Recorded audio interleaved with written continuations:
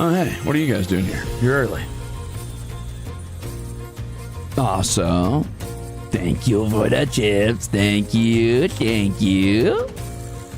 Yum, yum, yum, yum, yum. Yeah.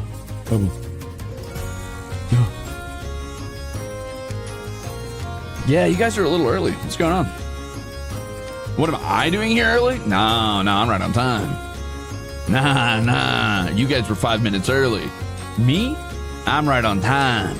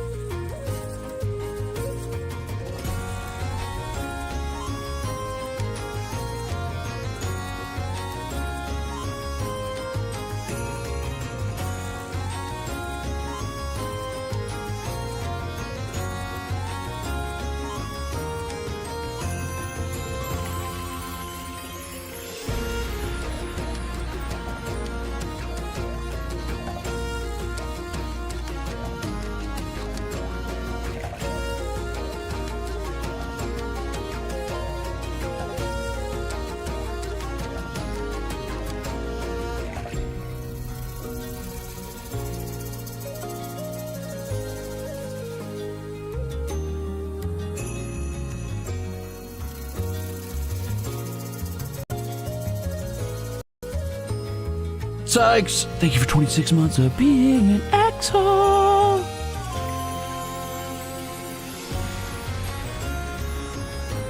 Okay, hold on. I'm just making sure the game's right. Ew, oh my god. Hold on. Wait a minute. Oh, I didn't know there was like a whole story here. Wait a minute. Sorry. Okay, so let me scoot over to my main scene here.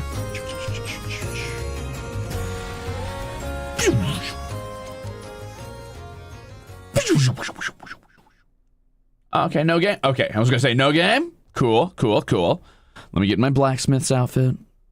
I gotta get out of all my fancy clothes. Okay. Oh, sheesh! Danny, thank you for the 10 gifted chips, by the way. Wow! Thank you guys. That's a lot of chips. So, no game. Actually, there will be a game today. Today, I'm going to be playing a little bit of Bladesong. Bladesong being a game about making swords. There is a campaign mode where you kind of like are limited on supplies and then make more. And there's a creative mode where you can just kind of make whatever swords you want with whatever resources you want. I'm gonna play campaign mode because I'm curious.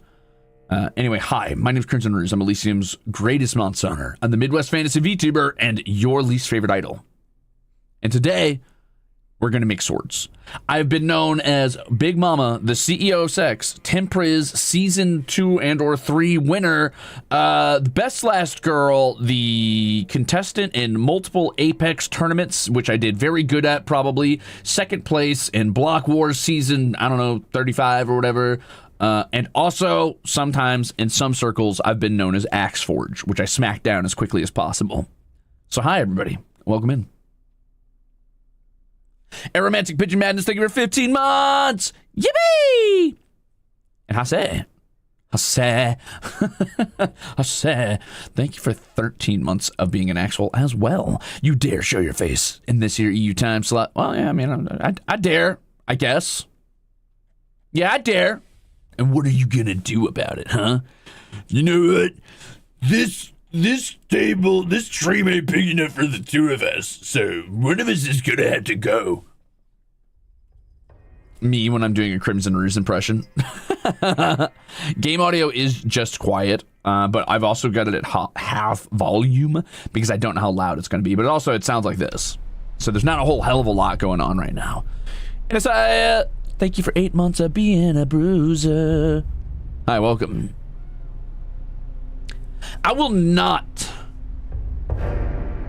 be forging axes today. I don't think you're allowed to do that in this game. I will almost exclusively be forging swords today. I mean, maybe there's axes. I don't know. That'd be cool if I could do like axes and spears and shit. Honestly, it would make more sense if you were trying to be like a blacksmith, if you got your start doing things like spears. Well, it would make more sense if you guys start doing things like, you know, pythons and road spikes and fucking horseshoes and shit. Things that people use daily. Maybe, I don't know, like a ladle or something. But if you were trying to specifically be a weaponsmith, it would make sense to start with something like spears, because it eats up a lot less metal while you practice. Sakura Mikage, thank you for 26 months of being an Axel. Yippee! Been a while since I caught you live. Have a good one. What do you mean, have a good one? You better have a good one. That implies you're leaving. Are you ditching me right now? Are you threatening me?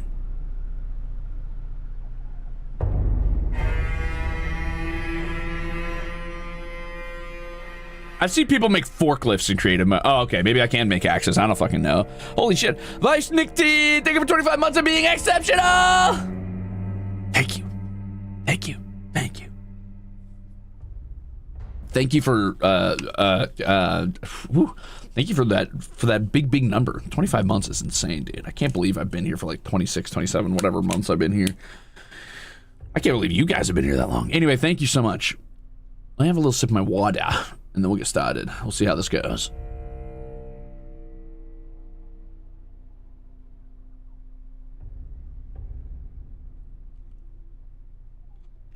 Chloe, thank you for 25 months of being an Axel as well. Yippee.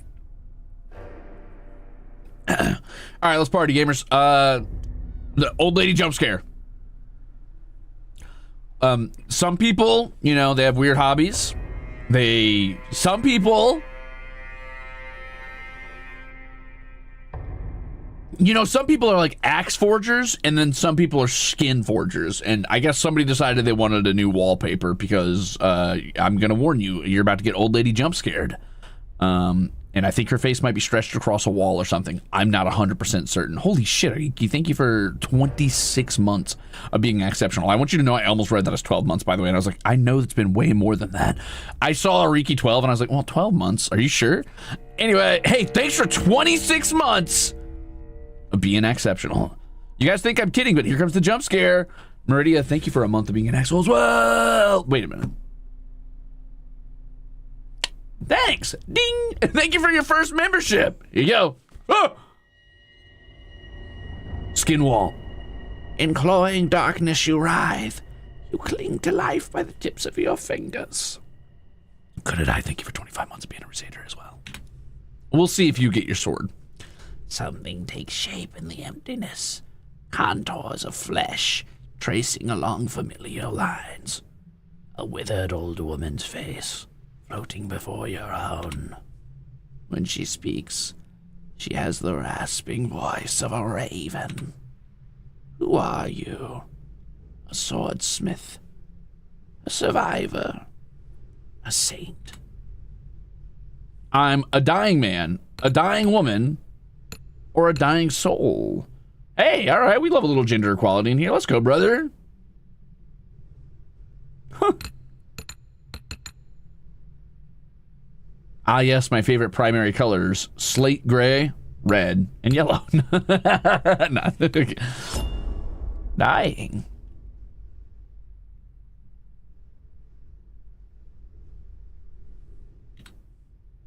Wrong.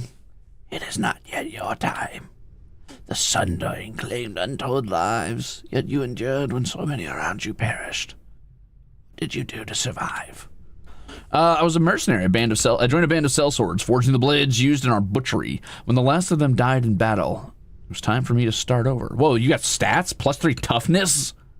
Oh. Diplomacy, knowledge, and finesse. A leader. We built a settlement at Osterhall. I was their smith and their spokesman. For many years we held out, but one by one I buried them all. A wanderer. I plied my trade from settlement to settlement, gathering hard-won knowledge about a world that is falling apart. Slave. I was too useful to kill. Was traded back and forth as a prize between warlords who kept me chained to a forge. When I saw my chance, I escaped. Well, I'm certainly no leader. Fuck that. Not unless I have to. Mercenary's possible. That's kind of like a bounty hunter. You know, let's not dwell on this too long. I've always been a wanderer at heart. We'll say wanderer, sure. A A cold hand touches your brow. Water cools your burning throat. You kept something through all your hardships. A keepsake from a better time. What is it? But didn't you in your debut say you're the leader of Armis? Or was that a lie? I am a leader of Armis. I said I don't like to be unless I have to. And I have to. Here's the deal. I'm no leader because people fucking suck, and I hate them. But I'm also not going to let anybody lead me because people fucking suck, and I hate them. So sometimes you just got to step up. All right, what did I keep? An artisan's toolkit, a family heirloom, or a bottle of rare old world spirit.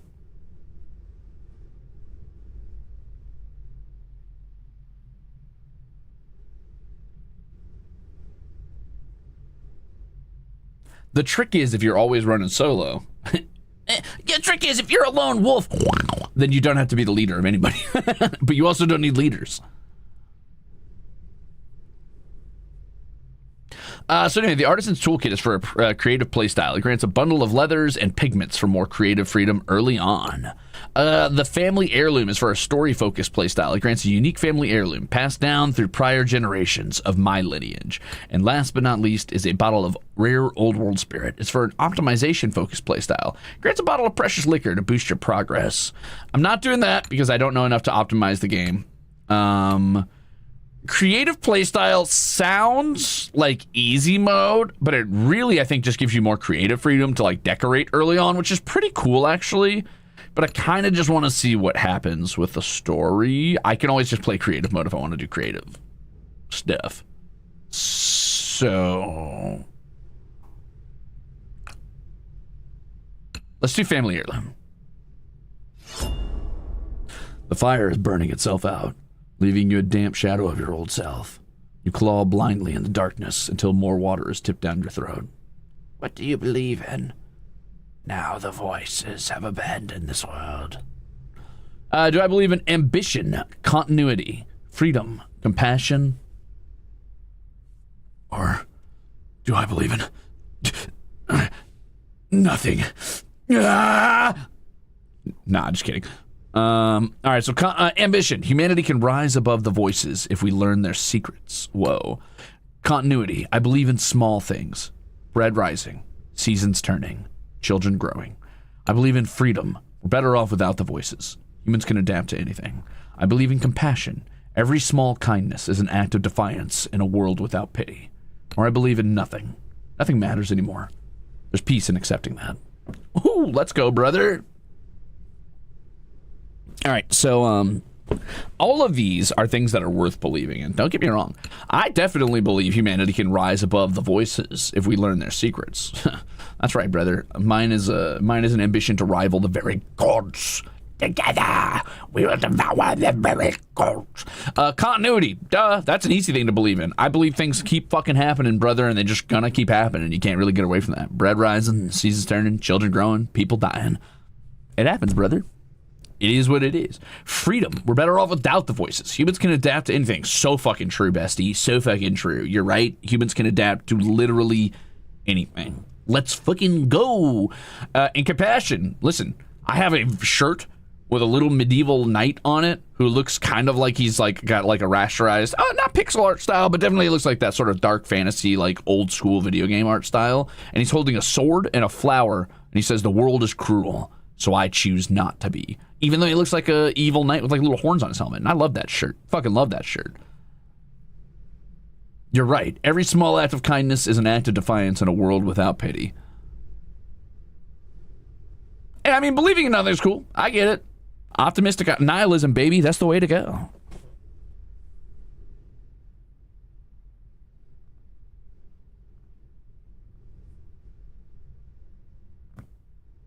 I don't think any of these are hard mode. I think these are going to influence the way your character behaves, probably.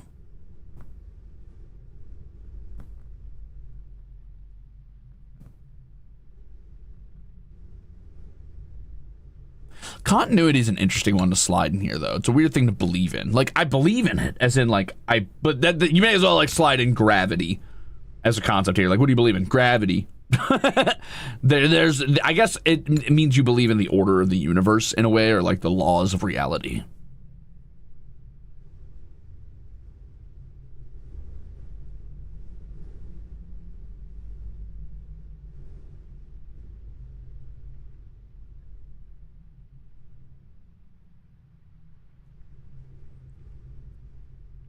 I would have chosen based off which pictures look the coolest to me, which is Freedom. Freedom looks cool. It to me, okay, so let's do a little bit of a, what's that test called? The Rorschach test. To me, this looks like probably Earth rising from the ground in the middle of like some catastrophic fucking tornado.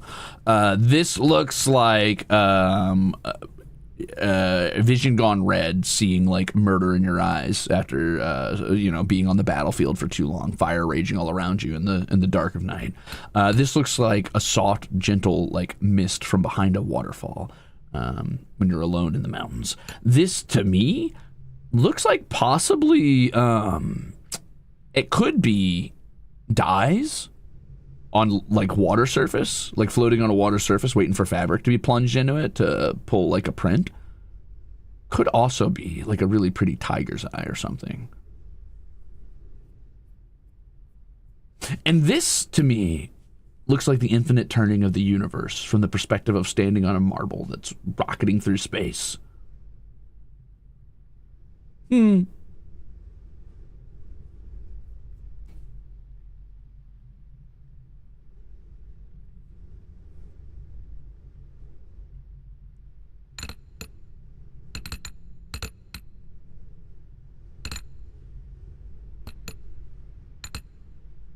These are all great. I'm gonna say I'm leaning toward compassion or continuity.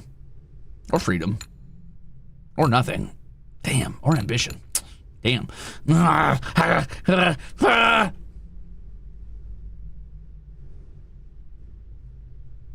go with compassion because I like my shirt. Though I do feel like I'm gonna be like a little fucking cleric-y, like fucking sycophant who's like, I just want to do right by people and I just want to believe in the goodness of man.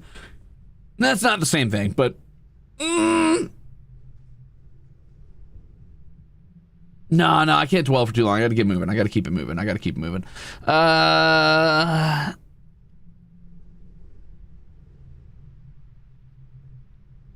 Yeah, we'll just go with compassion. I don't care. Oh! You have it backwards. Love is what dooms your kind in the end. The world will tear out that soft heart of yours and devour it. Yes, but it is my duty as a man who can have my heart torn out and eaten again and again and again, to let it regrow and bud anew, unwithered by the cruelties of a world that wants to snip it out, because that is where true power comes from. It's easy to be callous and uncaring. It's easy to get beaten down by the world. It's easy to give up and say the world wants me to be a monster, so I will. But true strength lies in my ability to get back up, betrayal after betrayal, disappointment after disappointment, hate after hate, and say, no, the world is cruel, so I choose not to be. I'll leave you with one final question, and I don't expect an answer. What will fill the silence the voices left behind? As the old woman's face retreats into inky blackness, sparks flicker into life behind her, one by one, a field of stars, burning with a sickly pale light. Like seeds taking root, they twist and expand, their tendrils branching and burrowing through the darkness until they've strangled it with light. Now wake, Smith. You still have a part to play in humanity's final act. Oh shit, the world's ending? Didn't expect that out of this. A new day has dawned. Okay, so your eyes flutter as you regain consciousness. You're faintly surprised to find that you're still alive. Either death did not come for you, or when it did, it found you unyielding. Awaken, my child, and embrace the glory that is your birthright. Know now that I am the Overmind, the eternal will of the Swarm, and that you have been created to serve me. So, what kind of game is this? I make sword. You sit up, gasping, sweat-drenched. It seems your fever is broken. Remember, A lifetime on the roads, selling your wares, sleeping under trees, learning the secrets of the world. Every year it got harder. Landmarks vanished, bridges collapsed, outposts fell to ruin. At last, you were forced to seek sanctuary. It was a long journey to Aaron Keep, through dust and despair. Your last memories are of sliding from your dying horse, your numb legs tracking furrows in the mud as someone dragged you to shelter. But who? Outside the tent is a crude field forge, complete with an anvil. Did you crawl here in a daze? Or did your mysterious caretaker bring you here? Either way, the anvil gives you a feeling of home. You're in a tent. There's no sign of your caretaker, apart from a half-empty water pail and a damp cloth on your brow. You peek out of the tent flap, squinting against the sunlight. Outside, as far as the eye can see, stretches a chaotic sprawl of tents and shelters, churned mud and shallow graves. Most of your rations are gone. Your horse was already dying when the fever took you. Its body is nowhere to be seen. By now, it's likely soup. You're on your own. Assess the field forge's condition. It seems to have been abandoned for some time, lacking anyone with the skill to work it, but it won't require much effort to get running again. Perhaps you should make a living out here. Hopefully it won't come to that. First, you should head to the gates and try to secure entry to Aaron's Keep. That's why you came here after all. Soup! Guys, don't panic. My horse's name was Soup. It's okay.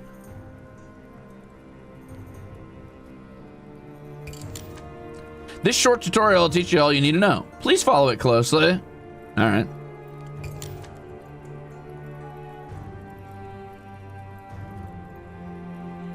Welcome to the camp, Swordsmith. People will come to you with commissions. You choose which commissions to take on. Commissions refresh daily. Select the highlight button to choose your first commission. Okay, Anvil is commissions. Welcome to camp, Swordsmith. Oh, I already read that.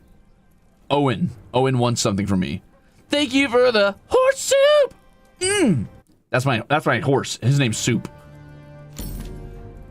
Your first customer is a gaunt man in a tattered cloak. He approaches you, noticing the anvil outside your tent. You're a blacksmith. Can you make me a sword? I've got the coin for it. Just make sure it's good and long.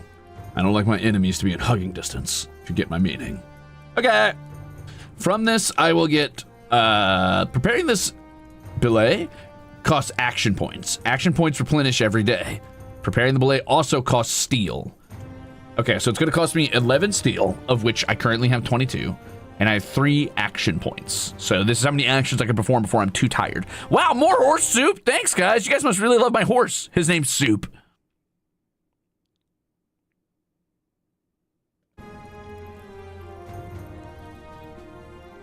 Hey, man, what's wrong with a man liking his sword good and long? Don't be weird. Don't be weirdos, guys. It is the year of the horse, which makes it the year of my horse Soup. That's so stupid.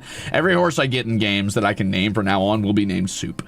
That is Crimzon Rulez's canonical steed, which I do not have, but if I had one, his name would be Soup. Hi, Siggy! Also, thanks for the art. Let's get to forging. So, here's our anvil. It's on a stump. So, to rotate the camera, you can use your right mouse button. If you want to move the camera along the blade specifically, you can use your middle mouse button. You can also use Alt and right, but I'm probably going to use middle mouse button. And then lastly, you can zoom in with your mouse wheel, of course. So this is what we're starting with. We've already got our tang, it looks like. This is a traditional, in sword crafting, a tang is basically the piece of metal that you leave, like, exposed. That goes into the hilt, or pommel, whatever. So that it's very sturdy and won't just snap off. The reason a lot of like cheap swords get broken really easily, or like mall ninja swords, is because their tang is either non-existent and it's literally just a flat glued onto like a stump, or because the tang is very like short and doesn't run all the way through and isn't wide enough or solid enough. Hey, this sword's average size. Well, give me time, Twit. All right, I won't let him stay a short king for long. Sarah Spunda, thank you for the horse soup. Yambi. All right, so I'm going to use the tutorial flag at the top bar to revisit any information I've already seen. Customers have different requirements which the sword must fulfill. The top left panel shows your progress towards the commission requirements. Hover the cursor over the blade length requirement to see helpful details. For example, the blade needs to be between 38% and 58% super long. It's currently at 10% length. The overall length of the blade measured from base to point. Base, I assume, being right here where it connects to the actual like hilt. He doesn't have any requirements for weight. He doesn't give a shit. He doesn't care about the balance at all, which is kind of crazy because you typically want a pretty balanced sword.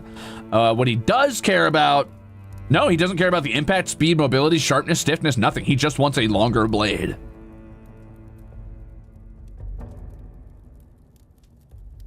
Oh, that's cool. I can make it a two-hander if I wanted to.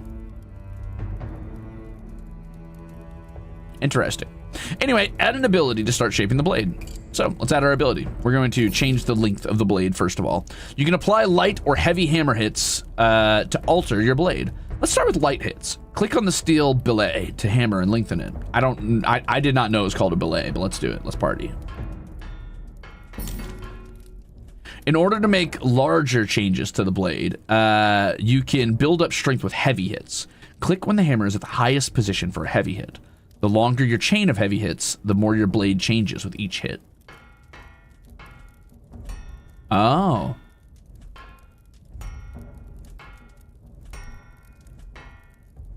Oh, it does make a song.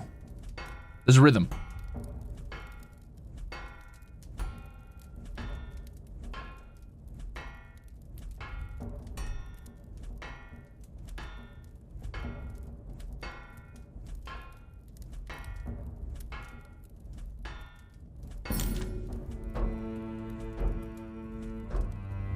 Now that the blade length requirement is met, let's flatten that blade.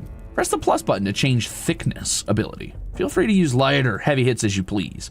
Hold shift for even lighter hammer hits. Oh, so you can do like little baby hits. That's pretty cool, dude.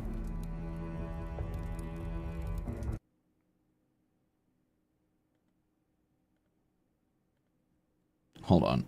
Let me fix my audio a bit. You can make drum sounds? That's so fun.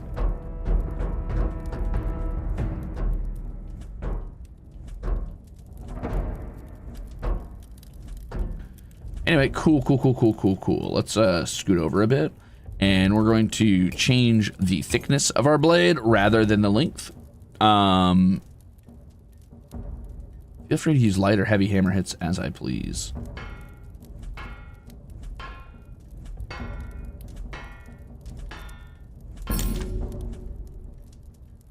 Okay, and now we're gonna make the blade wider by changing the width of said blade.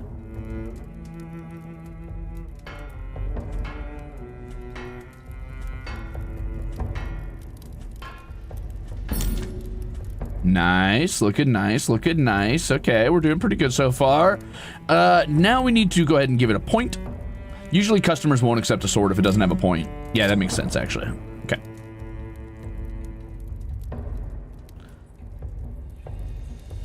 This is exactly how blacksmithing works. Yeah, it works just like this. No, I'm just kidding. Maybe not exactly like this, but I'm down.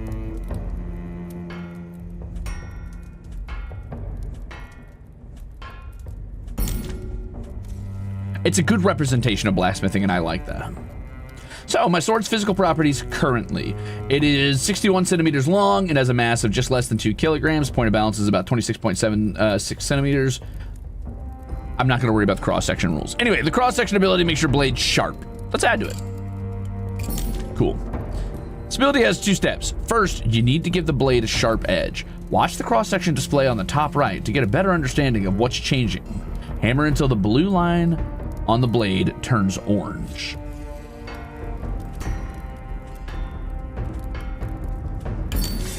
Ah, I see. Oh, it tells me. Oh, that's cool. That is a very thick sword, though. I'm not going to lie to you guys.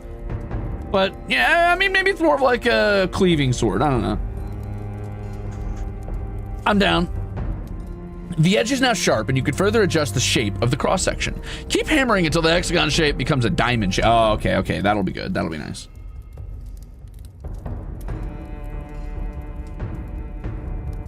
Oh, that's cool. It actually shows you the cross section along the blade as you trace it. So if I go toward the tip of the blade, you can see it like narrows out quite a bit. I feel like I'm going to lose a bit of length here if I'm not careful, but we'll try anyway.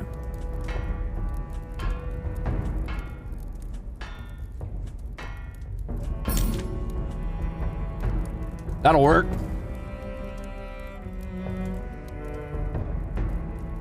Great, your blade is now complete. Hit the, click the hilt mode button to begin working on the hilt. Oh, cool, I get to do the hilt too. This is awesome.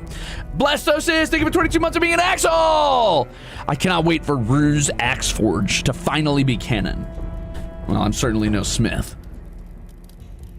A weapon master, maybe. So let's decide what kind of guard we want to do. Personally, I'm a big fan of the sort of like slightly curved guard like this. Big fan of that. But I mean, this is cool. This is the old Classico. There's nothing wrong with that necessarily. This sword's pretty basic. Giving it this old classic guard might be it. In hilt mode, you have access to a library of sword parts to complete your sword. Select a guard from the library and then attach it to a slot on your sword. Okay. Well, we want this to be perfectly centered or I will absolutely lose my fucking mind. Oh good, it naturally centers it. Thank God.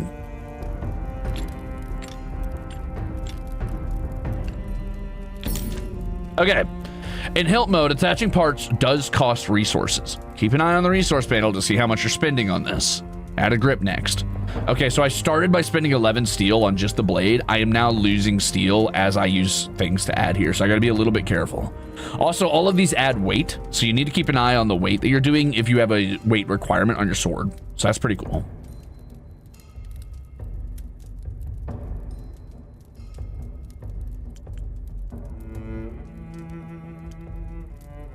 This one's pretty light, actually, the poplar. Let's do something a little heavy. It seems like this guy likes sort of a big, broader weapon. I don't want to go too crazy necessarily. Where's the point of balance on this? 24 centimeters? I don't know exactly how far that is up. But it should be about here-ish, I assume. If the blade's like 61 centimeters long, it's at 24, it should be around here. Which is not great. Maybe I can do a heavier... If I do a heavier guard.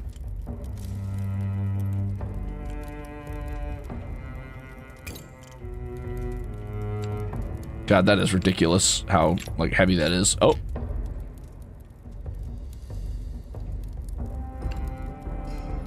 It's kind of funny that I could put the grip in front of this. Which seems stupid, but in the future, I could imagine making a Zweihander like that, right? So you do a grip in front of the cross guard, and then you do a grip behind the cross guard, and then you could have like a place for half sorting, essentially, if you move this up a bit. I could see it. That is a really, really ridiculously, like, broad grip. I do not know how anybody could get their hand around that, really, and like wield it in a meaningful way, but that's a little better. You know what? Now let's keep it super standard. Very classic level 1 guy sword. Okay. So your customer requires a two-handed sword. So the grip section actually needs to be long enough. Attach a second grip on the back of the first. Oh, cool. Oh, hell yeah, brother. There we go. When holding a sword part, you can actually cycle between them using Q, E, or Control plus scroll wheel. Select a pommel and try this now. Very cool. So I don't have to keep clicking back there.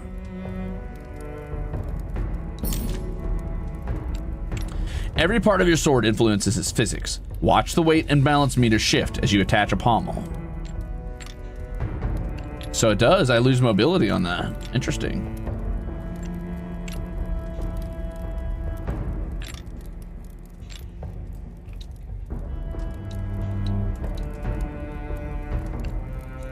Huh.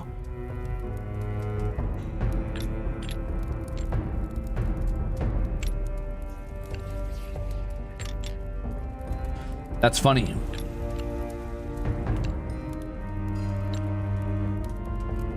Personally, I'm a sucker for this type of pommel. I feel like it's easy to grip the pommel, but that's fine. This one's kind of cool too, but that one's a little like wide. I feel like if this is a smaller one, I do like wheel pommels. That's kind of cool. Looks like a little mace. But I like that type of pommel a lot. We'll do this though. Oh, you do. The balance gets better, but the weight gets really bad with that one.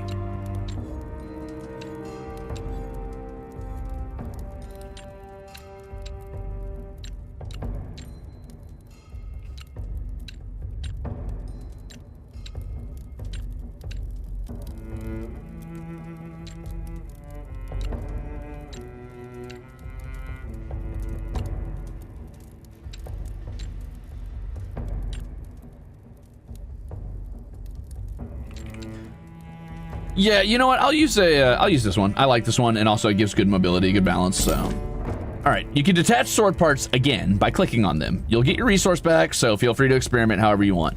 When you're happy with your two-handed hilt, let's make some final adjustments to the blade. So, obviously we're using steel because I don't have a choice. Secondarily, I can use different types of timbers like fine wood or plain poplar wood. I can also increase or decrease the amount of polish that I have on the blade, apparently. Or is this the pommel? I don't know. Oh, so this is, oh, I could change the pommel to, oh, the grip to steel. That's cool.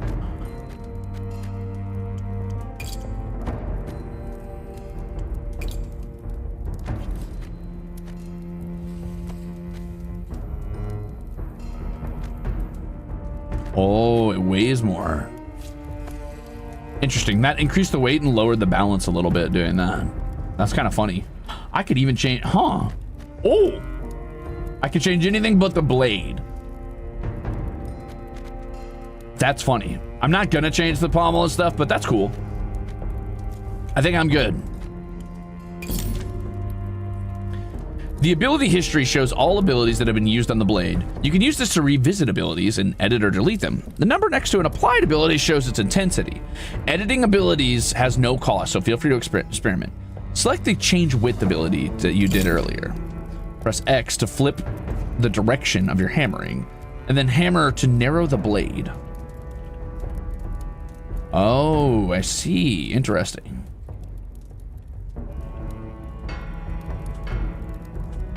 This is starting to look much more like a real sword. Okay, that's very good. Very nice. Very good. The commission's been fulfilled, so it's time to sell the sword. Click the button above. That's a much better weight and balance. Yippee! Our first sword.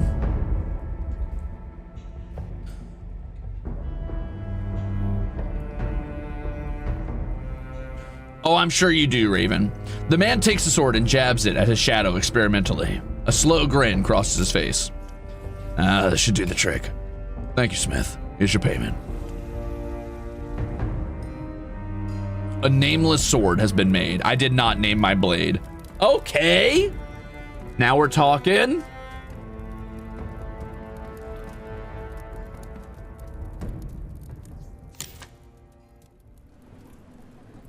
Congratulations on finishing your first sword. Another customer awaits. All right, here we go. This one's name is Landon. Apparently it takes no resources, which is a little weird, but anyway. Word is already spreading around the camp about the new smith. Your next customer is a wary-looking man with a bald pate. His hollow eyes dart back and forth. Ah! Customers with repair jobs will provide you with a sword that they want edited. These commissions don't have an initial belay cost, so you're perfect. They're perfect for making some coin when you're low on resources. Nice, dude. Landon says, I heard you came down with the wasting fever. Lucky to be alive you are. Anyway, can you modify this sword for me? I scavenged it from the ruins, but it hasn't got enough of a point to it. I want something I can stab into a thief's belly if I need to. He hands you a sword with a sharp edge, but a rounded tip. As you hold it up to the light, he leans forward conspiratorially. I've only had this blade 3 days, and I felt people's jealous eye upon it.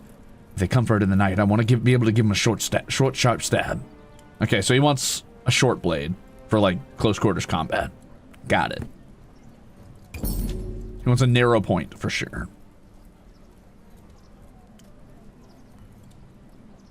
Ooh, he'll give me some old tools, too. Okay, let's party. Let's do it. Hey, that's a nice sword. That's not bad at all. This customer wants his sword altered. The rounded point needs to be turned into a narrow point. Revisit the point ability to forge it. You can change the range of many of your abilities. The range influenced by your ability is marked with a line. Drag the circular handle at the end of this line. Hammer to apply your change. Okay, so he wants, this is like a very short tip here. He wants like a really long one for stabbing people.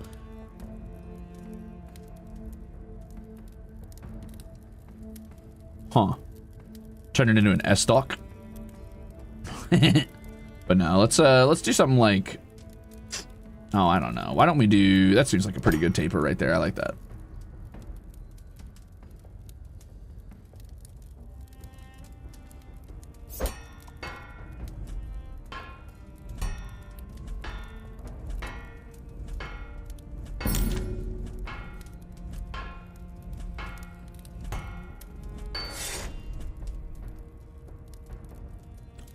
Noise.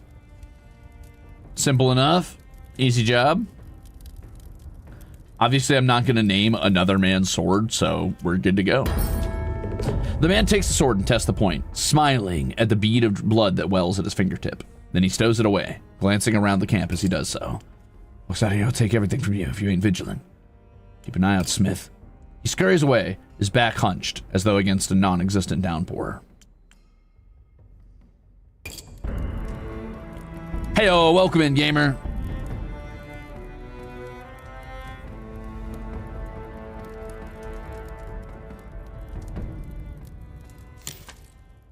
You just got a scrap item. Go to your inventory to inspect what you've received. Salvaging turns scrap items into useful resources. This costs a small amount of action points, so it's a perfect use for leftover points at the end of the day. Hover over items to see descriptions. Interact with the item to salvage it. Rusty implements past their prime. Only good for salvaging. That gives me another action point, so that's a free extra job during the day. A family heirloom. A sophisticated bronze brooch. Passed down through your family line for untold generations. It's the only thing you have from before the Sundering. You've never been able to translate the inscription around the edge.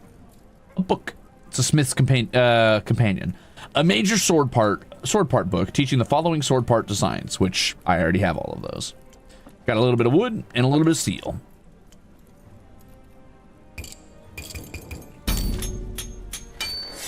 Oh, I also got a bunch of steel out of salvaging that, so that was nice. And oh, it took an action point, but it gave me a bunch of steel. I see. My bad. When your action points are spent, it's time to end the day. If you end the day with any action points left, they will be lost, so try to use them up whenever you can.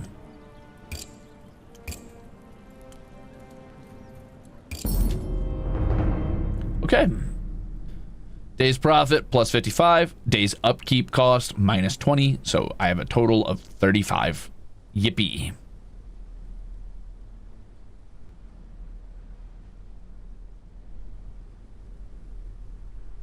We have indeed made one sword and edited another. A bit of a repair job, I suppose. So here we are in Aaron Keep. I need to enter the city. Oh, we just did some casual blacksmithing before we even tried entering the city. Okay.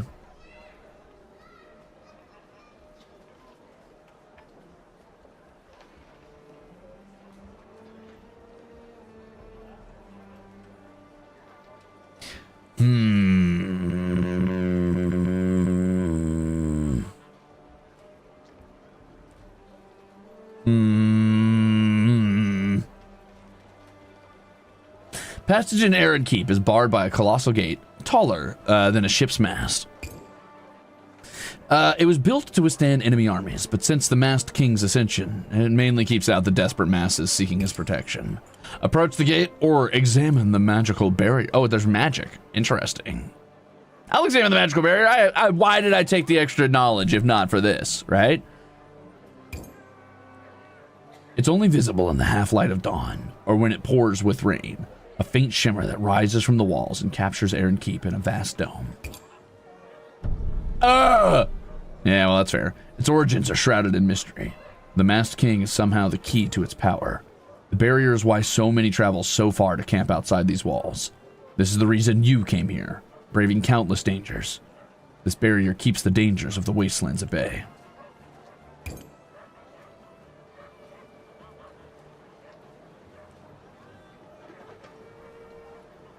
Approach the gate. Okay, I'll approach the gate, I guess. I guess so.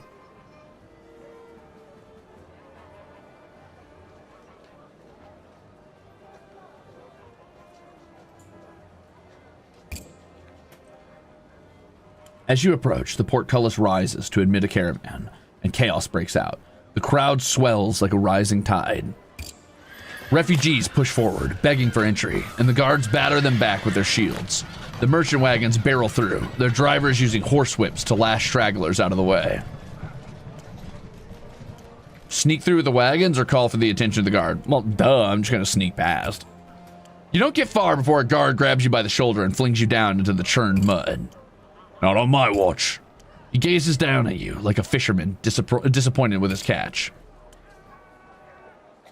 I have coin if you could just stand aside, or I want to enter the keep. You citizen? Or got yourself a worker's permit? Of course. So if you could let me through, let's see your papers. I must have misplaced them, or don't you know who I am? I walk through this great gate every day. Let me speak to your commanding officer. Ah, shit, dude, I must have misplaced them, sorry. Get out of here, applicant. Stop wasting my time. Applicant. That's the euphemism the guards use to refer to the desperate hordes camping at their gate. It has a nicer ring, you suppose, than refugee. Please, traveled a long way and barely survived the journey. I need to get through. I have useful skills. I'm a blacksmith. Every applicant who comes here begging is a doctor or a master glassmaker or a damned alchemist. You think I was born yesterday? If you're a smith, prove it. I can show you a sword I'm in. If you just come with me, I'll demonstrate my skills at the forge. You think I could just leave my post like that? Buzz off, little fly. Head back to my tent. You return to your tent, where your makeshift forge awaits. You're hardly at your best, working with such limited materials, but it's all you have for the time being. It won't be long before your cache of steel runs out. Since it seems you're going to be here longer than expected, you should make it a priority to find a merchant in this forsaken place. A new day has dawned. Nicely done. You finished the tutorial. From now on, you'll have more action points to spend. You won't be able to complete every commission, so pick the ones that you like the sound of. The game will open up from here, so don't be afraid to explore. Here's a few resources to get you started. Wow, thanks. Damn, 8 tasks a day? That's cool as hell. All right, so let's start by taking a look at what kind of commissions we've got. What is this? Whoa. Oh, is this a talent tree? Cool. As I level up here on the top left, I guess, which you guys can't really see the bar filling, but it is filling. I have 230 out of 400 XP. I assume I get, like, abilities.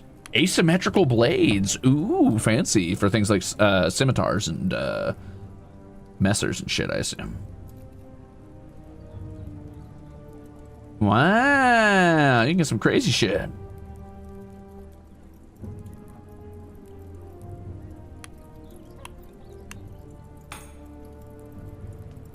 Unlocks advanced cross-section controls. Oh, cool.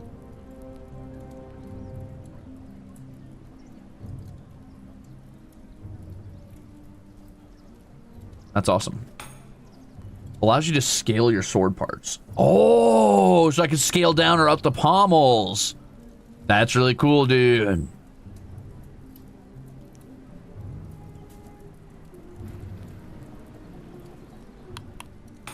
Asymmetrical blades. Allows you to forge asymmetrical blades. Ho, ho, ho, ho. Interesting.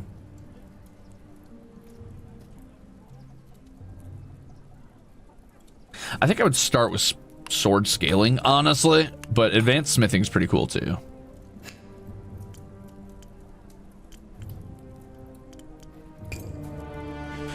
Anyway, we've got May, Lookin, Liamo, Isolde, and Quarthan. The problem with May's commission is that it eats up 5 of my stamina, and then I would be left with 3. I'd rather do a 7 commission that eats up a lot of my steel, but rewards me well, and then do Quarthan's at the end of the day. So let's look at Isolde's. A woman stands at your anvil, her eyes scanning the horizon. She flinches as you approach her. I hear it at night, you know. It's circling, screeching, getting closer. Wait for her to continue. The others say I'm mad, that we left that thing back in the wastes. But they didn't see what it did to my brother. The way it looked at me as it tore him limb from limb. It didn't hunt like an animal. It watched me, enjoyed my fear. I'm sure it's followed me all this way. Sounds like a good blade at your side could come in handy. I don't know what a sword can do against something like that, but I figure having a sword is better than nothing at all. She'll give me some silver, and 2 empty tankards, and some heavy shackles, which I could probably break apart for some steel. She wants a sword that's, mid-length. Has good mobility, but more importantly, great sharpness. Wants at least 4 wooden materials. Huh.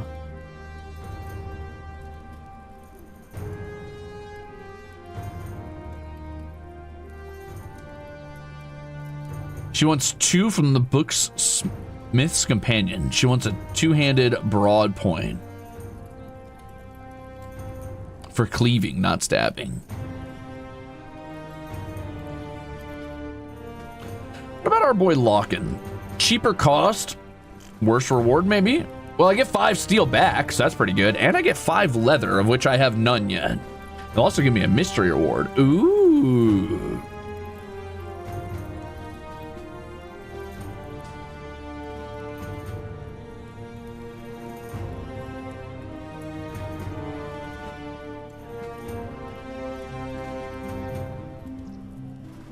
A young man paces restlessly near my anvil, his eyes fixed on the horizon. He wears a pack on his back and chews a long stalk of grass. Can't stay here any longer, Smith. Wasting away begging for scraps, watching people turn into animals. This ain't living. He gestures toward the wasteland stretching beyond the camp. Out there's where the real opportunities are. Old ruins, abandoned settlements, treasures from before the collapse. Crows. They eat well. Crows, or trust me, kid, surviving out there is even harder than surviving here. You've only been hearing the tales of those who survive. Most die, hungry and alone. Where are you going? Once I have a sword in hand, I'll head east to the ruins of Dredgepike Castle. Bound to be some riches there. Won't be sorry to see the back of this wretched place. Better to die free under the open sky than rot away in this miserable camp. At least out there, a man's got a chance to make his own fortune. Well, what do you need, dude? Something sharp to deal with whatever I might find out there. Raiders, wild beasts, or worse. My fear is that gearing this kid up is going to get him killed. On the other hand, we can't all just sit around this castle and wait to die, so fuck it. All right. Sure, I'll take his job. Let's do Lookin's. It seems a little easier. It's got the same amount of XP. I get a lot of thalers out of it, and I get a little bit of my steel refunded, so this job technically only costs me 9 steel, and I get leather, which I've never had, and a mystery reward, so I'm in.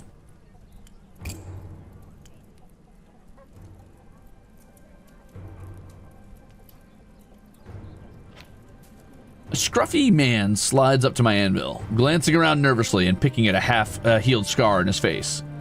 I found this blade in the lost city. It's not in great condition. You think you could make it usable again? Yeah, man. Let's get to work on Lookin's blade first.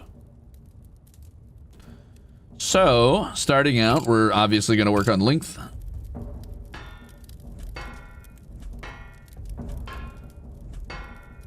Since he wants a one-handed sword, it probably doesn't have to be, like, ridiculous, but...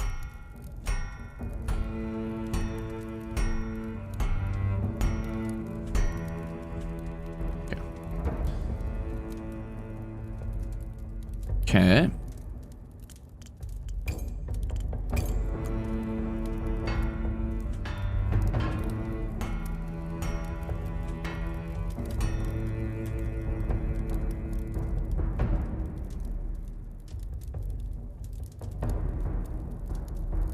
Works for me.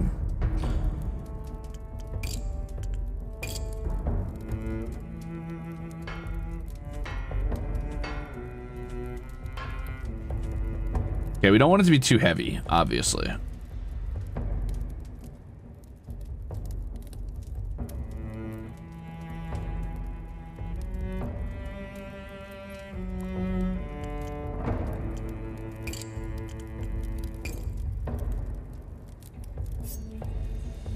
He wants a broad point because he wants it to be more of a cleaving sword, so we'll do something around there.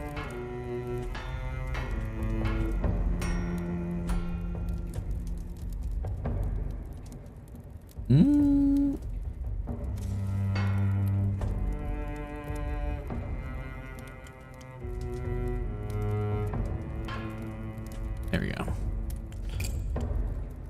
Bum, bum, bum. Taper the blade, making it less thick towards the point. This is known as a distal taper.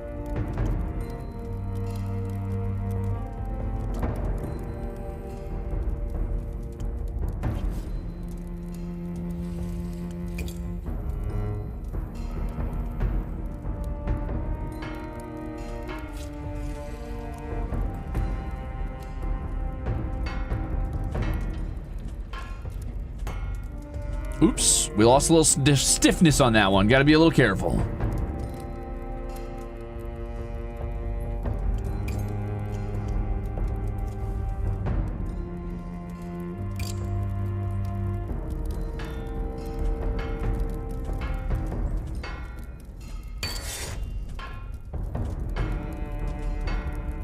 Ah, shit, I lost another stiffness on that one. Okay. I don't like how wide it is, the non-sharp points, but I guess it'll give it a little extra weight, so I'm down. I'm gonna actually increase the width just a bit. Oh, other way around, my bad.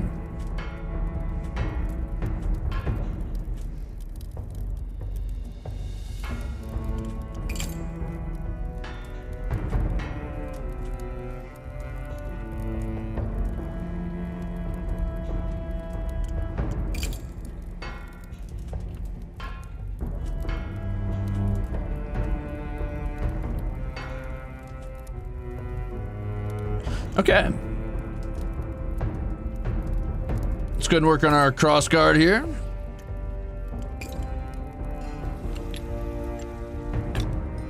Nice.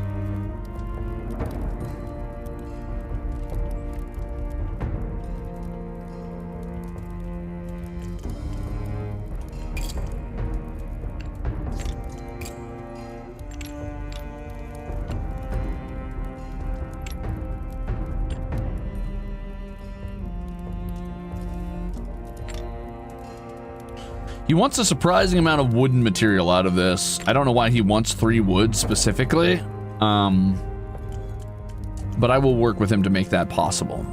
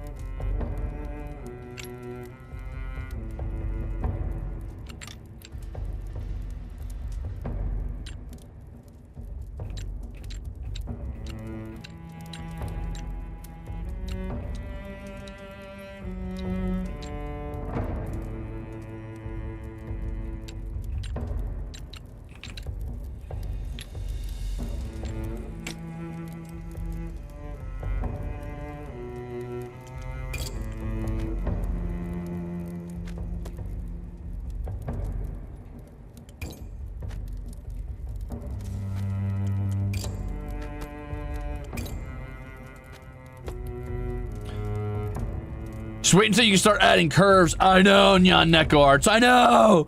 Thank you for the suit, by the way. I can't wait. Sure, we'll give him a full wooden handle, I guess, as goofy as I feel like that is. And I do feel like that's a little goofy. I guess I'm gonna do like a full wooden handle. I really kind of don't want this rounded pommel, so I'm going to take that off there, believe it or not.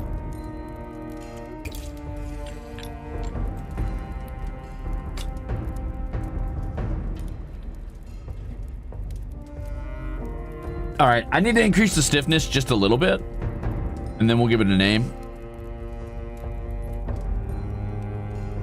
No, it's okay, Nyan Neko, I don't mind. I saw that I could do, I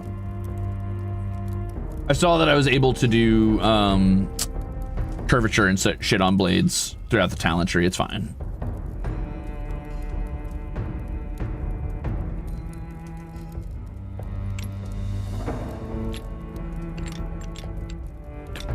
My bad, brother. Oh, I could polish it. That's kind of cool, actually. Yeah, let's do that. Let's take that. We'll take this and turn the polish all the way up. Nice. Okay. Sheesh, that's polished. Fuck it. Yeah, let's polish that blade. Yeah, that's cool. All right. Don't know why we put more polish on that than the actual blade, but I'm in.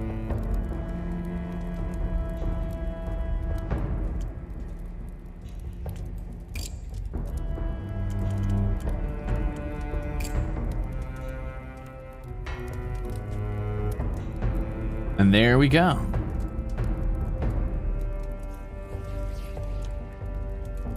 Bit heavy looking for a one-handed sword, but I mean, if this is what he wants, what are we gonna name our little guy? This is our first custom sword that we made for us. It's for lookin, and it's heading out into the ruins. It's also probably my first ever like custom-made sword. So why don't we call it? Oh, I don't know. How about?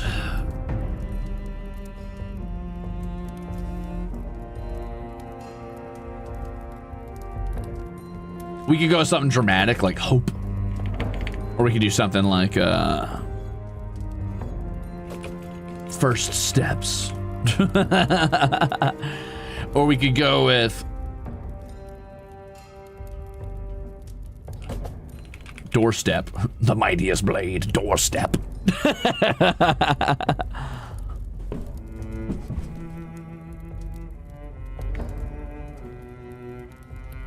Let's call it,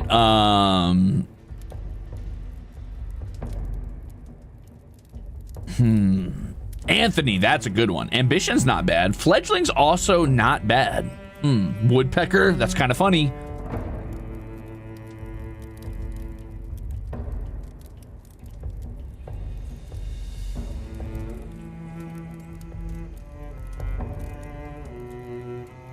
Hold on, let me look something up real quick. I mean, I'm a smith, but I'm also a wordsmith.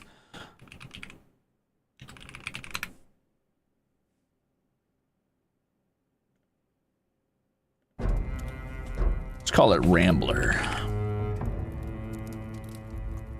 Sparrow's cute too, actually. But a Rambler is somebody who talks a lot and like says a lot of like fucking words that often don't mean anything or like are kind of confusing. But it's also a person who takes leisurely strolls or wanders frequently. So we'll call it Rambler. I think that's a fair name for it. Very cool. Our first blade. Let's give it to Lockin. He hefts the blade, testing its balance with a few experimental swings. Splendid blade. He sheathes the sword and shoulders his pack, looking out over the camp with its smoke wisps and sullen faces and coughing echoes. Well, wish me luck. Good luck out there, Crow. Trying to get yourself killed on the first day. You're a damn fool. Good luck out there, Crow. Mark my words. If I strike it rich, I'll come back and buy us both passage and Iron Keep. He walks off towards the camp's edge, his new sword swaying at his hip. You watch as the wasteland swallows him in the dust.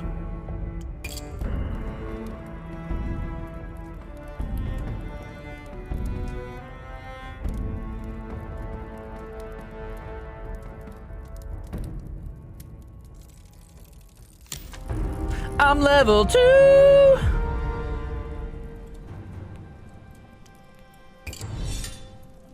I think I gotta get the scaling. It's too cool. For customization's sake, it's too cool.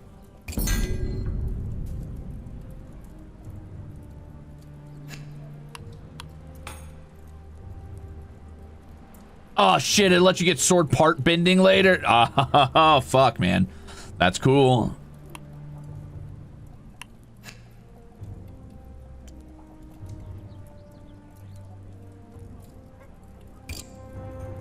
Can't wait till someone comes back to that sword and goes, look at the sword I looted. That'd be really sad. All right, let's fix this guy's blade and make it workable. Hey, that's not terrible, honestly. I like it. So he likes the blade length, but he wants the balance to be significantly better because it's incredibly unbalanced right now.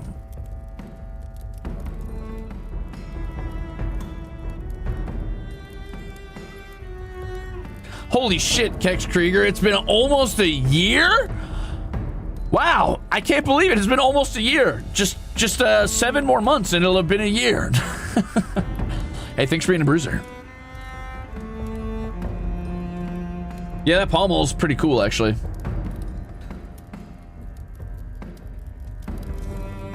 That's true. You can actually export these swords and 3D print them.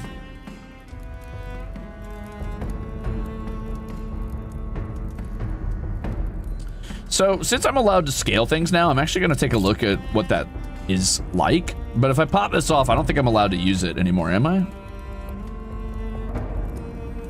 No. I have apparently got new leathers, which is really cool. I'm not going to waste them on a not customized sword, though. I'm just going to, like, adjust this blade until it's good enough for him. So he wants a regular point, which is fine.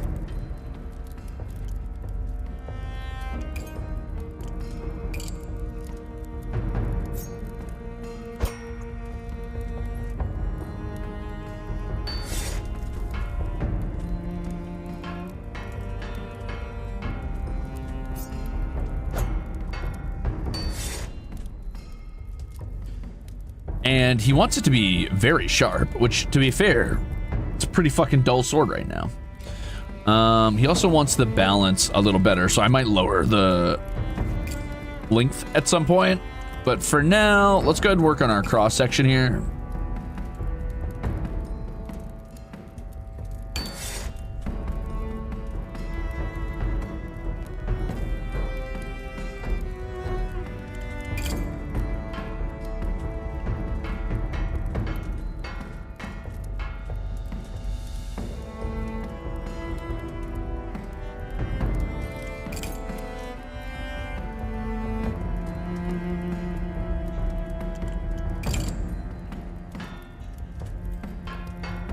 Interesting.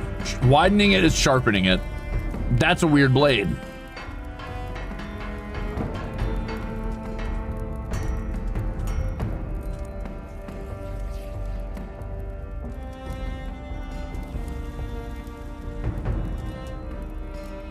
Sword shouldn't be too sharp. It's more of a machete logic. Says you. I like me a sharp sword, as long as it's not brittle. Are you forging, son? Yeah. How am I gonna make this sharper without making it too wide and goofy? I also need to increase the balance, which I think is gonna be a length thing, honestly. Yeah. Wow, that is really, that's kind of really short.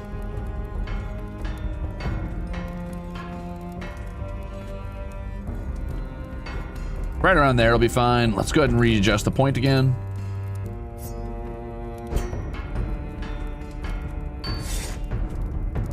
Oh, honestly.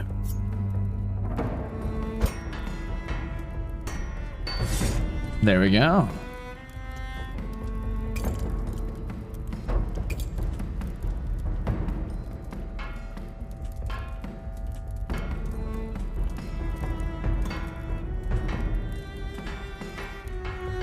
I see. So this is the taper. Okay. Noted.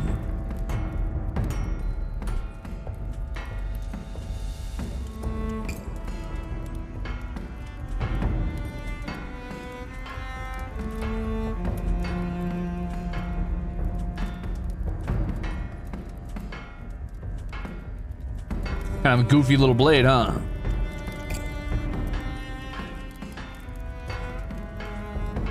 Oh, interesting. Okay, so this...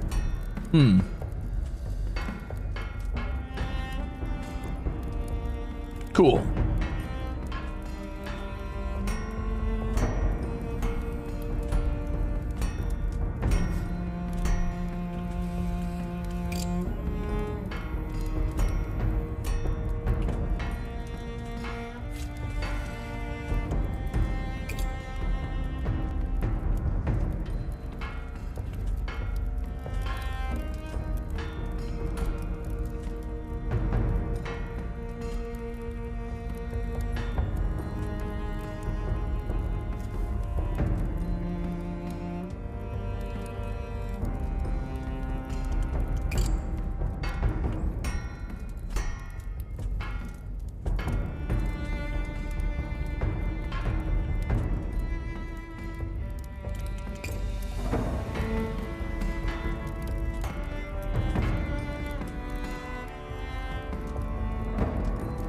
A bit of a goofy sword, but you know what? I like it. Good enough for me. I'm not gonna name this one. I don't do naming swords on repairs. They can handle it themselves.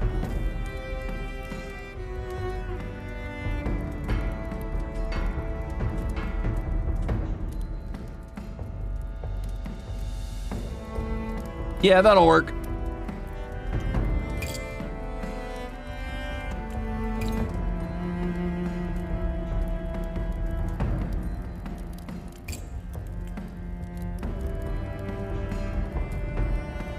Oh, whoop, I left the taper a little too wide. Hold up.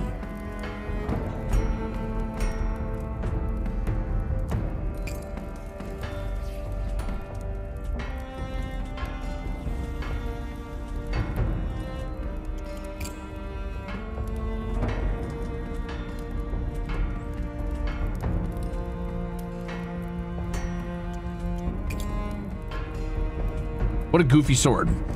Okay.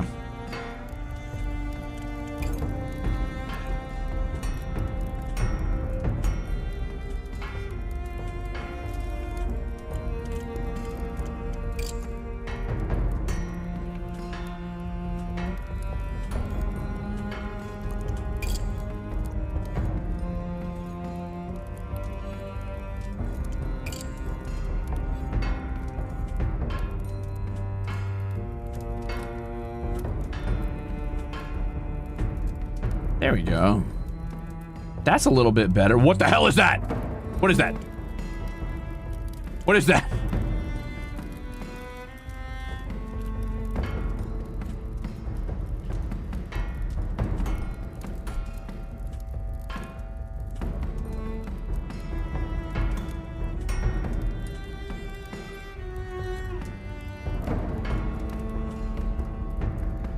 Huh?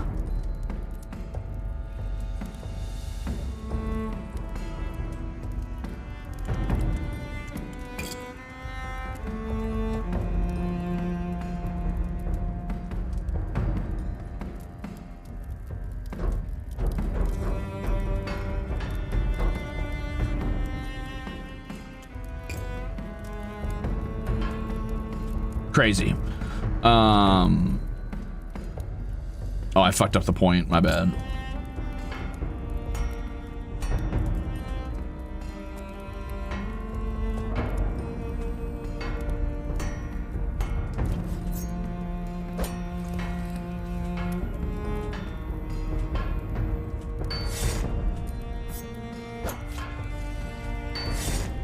There we go.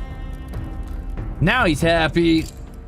And I'm happy with the way it looks, which is more important to me than him being happy. All right, let's do this. All right, Corthan, here you go, buddy. He grins as he takes the weapon, swinging it experimentally through the air. Ah, it's gonna come in handy. Ikey Smith. Ah, brittle. It's all right. It'll be fine. It's a fine sword. It'll be okay. It might be a little brittle. Maybe. We'll see. Let him test it out a bit. Maybe it's got some wiggle to it. Okay. So theoretically, I should be able to salvage these, but it's going to cost me some resources, so I'm going to wait on that. We're just going to end the day, honestly. Day over. Okay. I made 87 monies. I lost 20s.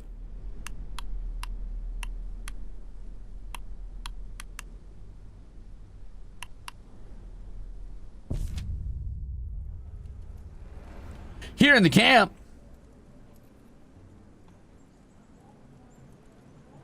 Outside the walls of Aaron Keep, desperate souls gather in makeshift tents, pleading for entry. Scavenge for food or introduce yourself to the neighbors. I don't really need food, brother. I'm going to introduce myself to my neighbors and be like, hey, guys, you bunch of ne'er-do-wells and miscreants. You need something smithed? I got you. The tents near you are mostly occupied by unfriendly, suspicious folk. They spit on the ground when you approach and ward you off with threatening gestures. There's one exception, however. A young woman who actually smiles as you approach, though her eyes are haunted and hollow-set. Glad to see you're feeling better? You're on death's door for a while there.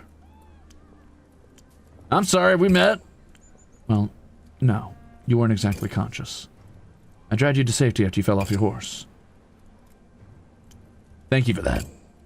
No problem. The old woman did most of the work nursing you back to health. I checked in now and then, but she told me you were still recovering. Where is she anyway? I haven't seen her in days. She was gone by the time I woke up, and I have no idea who she was, or you just handed me over to some random stranger? No idea. Let me know if you run into her again. I'd like to thank her. Will do. But wait, do you mean to say she's not a relative of yours? How odd. Must have just been a kind-hearted old soul. Count your blessings. There's not many of those around in this camp.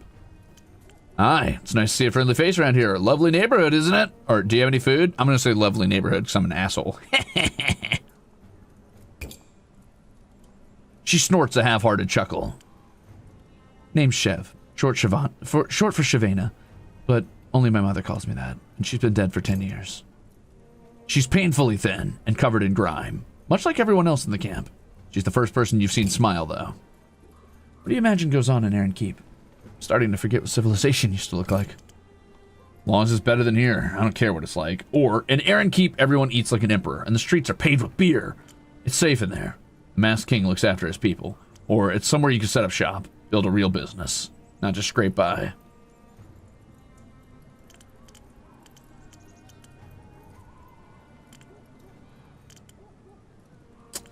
As long as it's better than out here. I hear that. She lapses into silence. Somewhere in the distance, a scream rings out.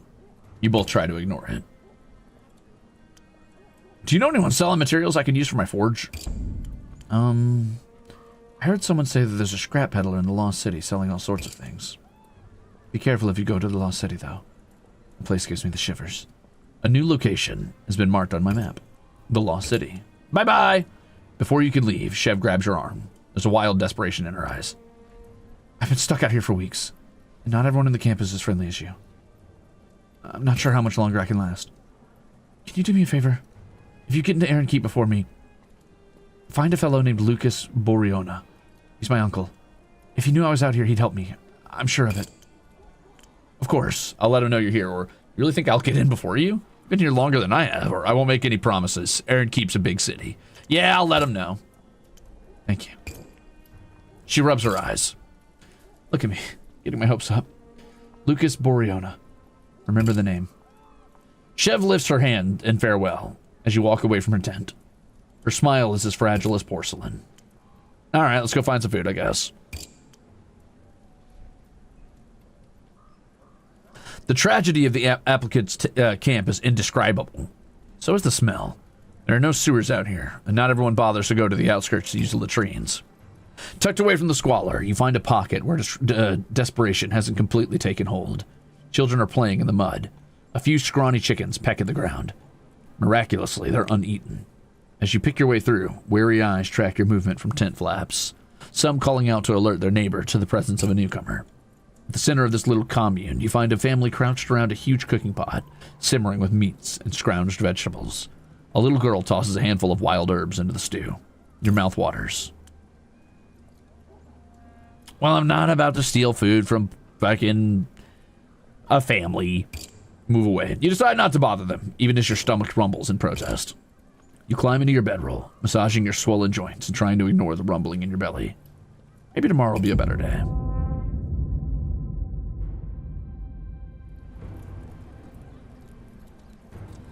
Listen, food's not tracked. I'm fine. I don't need to eat. All right, so we've got a 5 and a 4 and a 7 and a 3 and a 1. We could do a 3 and a 5. That could be cool. Let's see what the 5 is first. Griswold? Banger name. Hold on, I want to see what this is.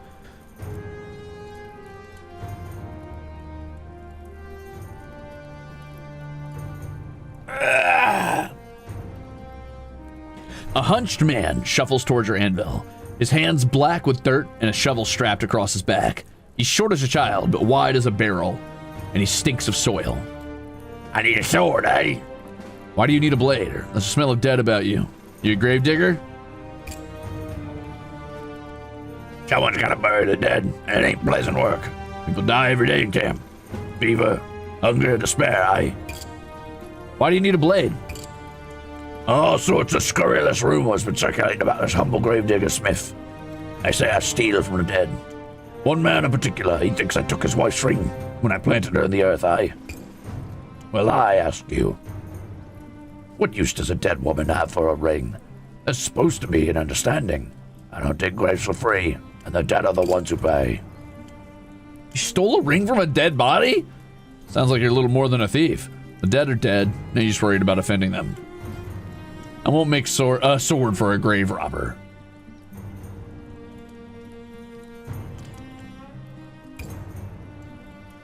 Stole ain't the word, Smith. I took payment for services rendered. Same with every corpse I return to the earth. Can't dig for free. Man's gotta pay for his victuals, eh? Sounds like you're a little more than a thief. I break my back digging holes for corpses all day. My hands bleed, my neck aches. I walk like a crab that's been half crushed under a fat man's boot, eh? I sacrifice me health to give the dead their dignity. What do I get in return? Threats and insults, Smith. Ain't right.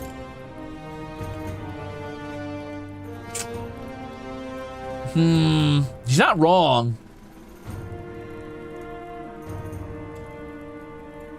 But he's not right either. It's pretty shitty, brother.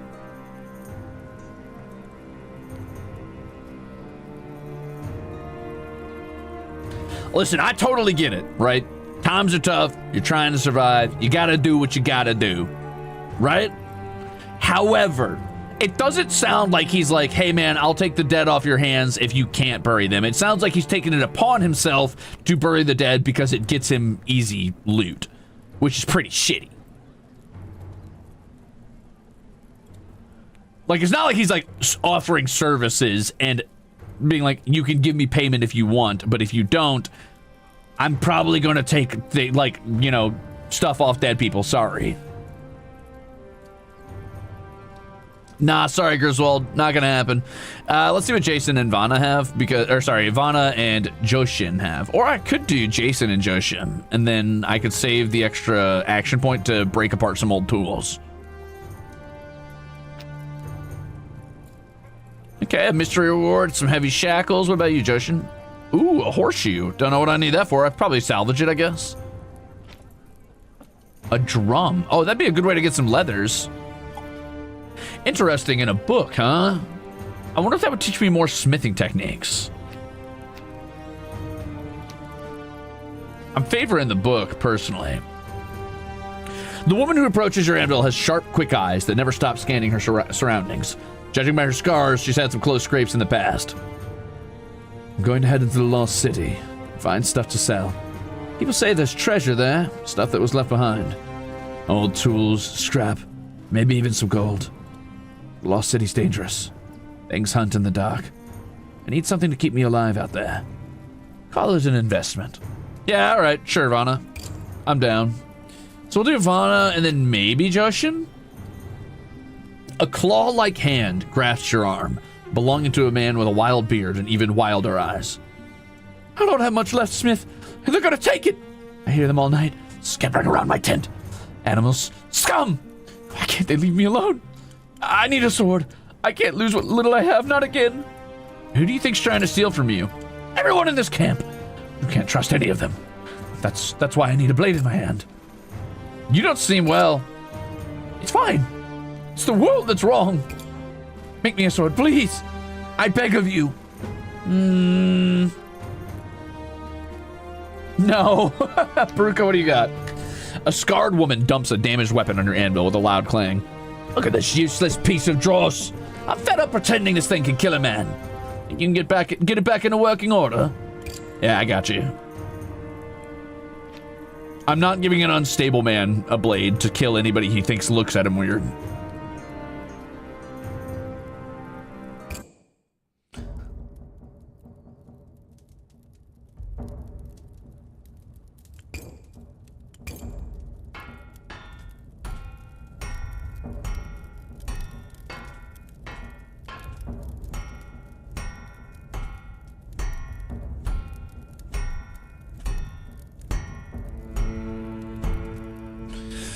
Okay, she has no rules about mobility or speed, but she definitely wants it very sharp. I can respect that.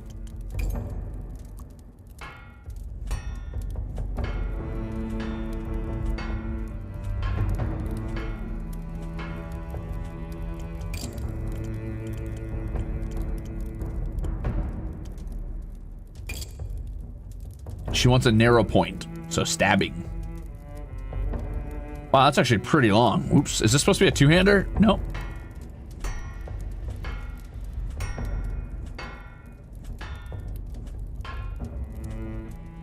Is that too narrow?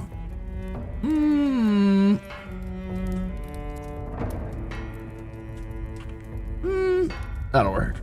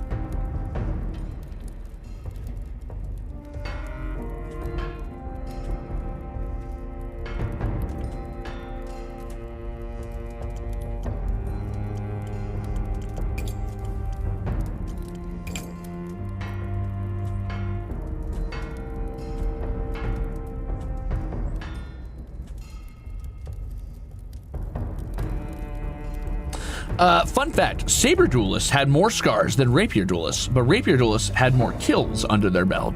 Yeah, that makes sense, because if a rapier hits you, I mean, it's not a good time. Sabers hurt as well, don't get me wrong. It's just, you know, one's cutting and one's stabbing, and stabbing through organs is usually a pretty quick way to, like, lose those organs, where, like, a saber cut, you know, that's gonna hurt, and it might kill you depending on where it hits, but theoretically, there's a lot more meat to work through.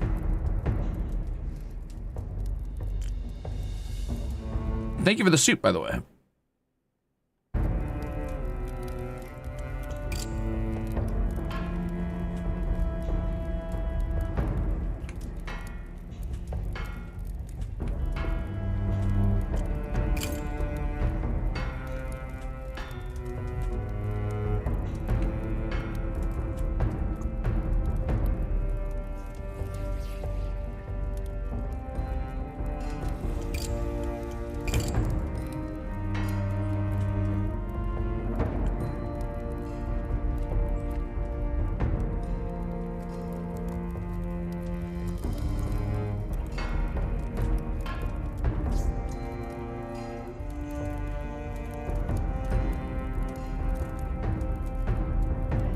The weight on this thing's pretty bad, but we'll see how we do.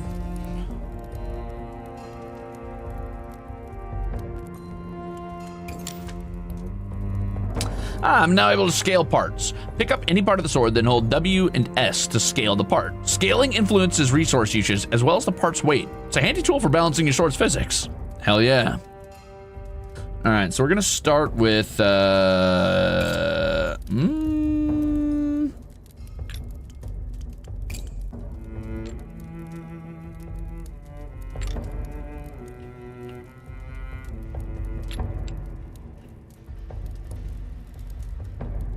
Goofy.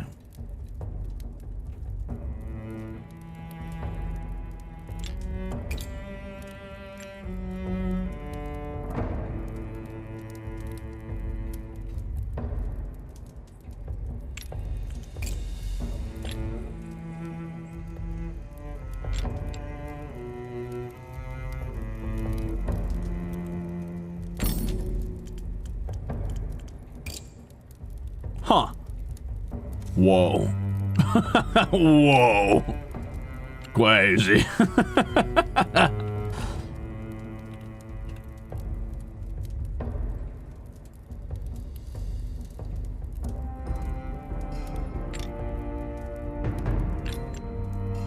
Oh, you can put it on top or bottom? That's weird, huh?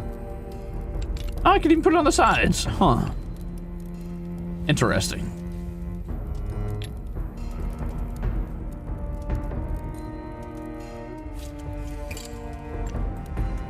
Oh, sheesh. Wait a minute. That's kind of cool.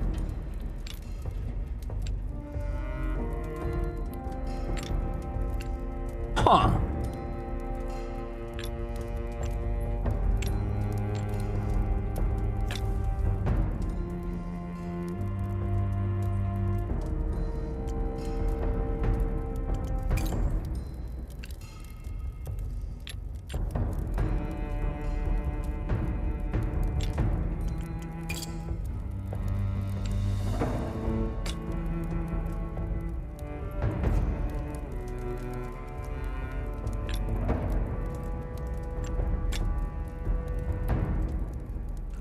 I don't love that the, wait, what?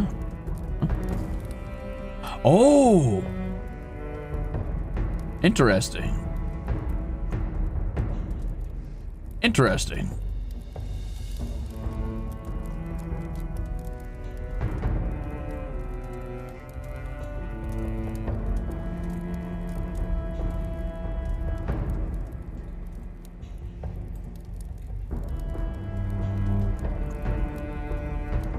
Okay.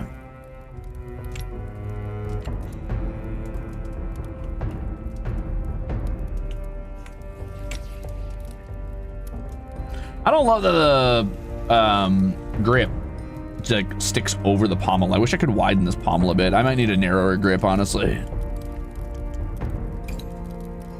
No? No.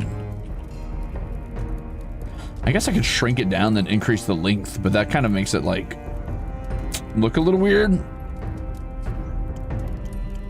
I don't know.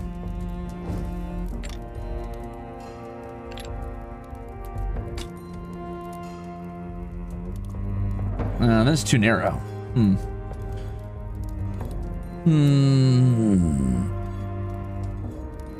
Oh, I'm sure there's going to be some ridiculous like run-throughs of this game where people are just like, I just do whatever I want, and it's like the goofiest shit. It makes no sense. That'll work. Oop.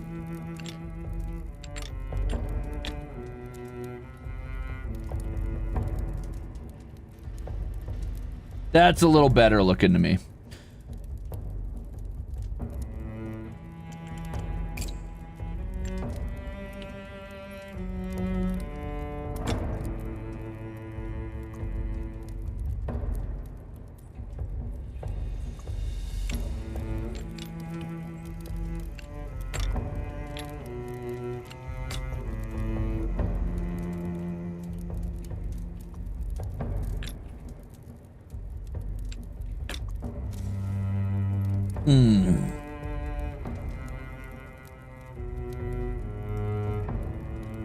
The balance is still really bad. Anyway, I need a narrower point, and they're gonna want some leather materials apparently, so I'll need to work on that. Okay. Ooh, I do like cord wrap. That's pretty cool.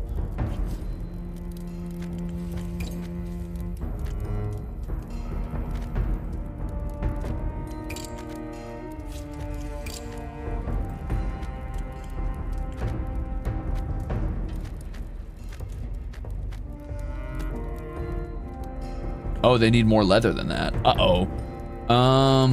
Tell you what I could do is I could increase the length of this, possibly. That almost did it, but now it's no longer one-handed, I assume.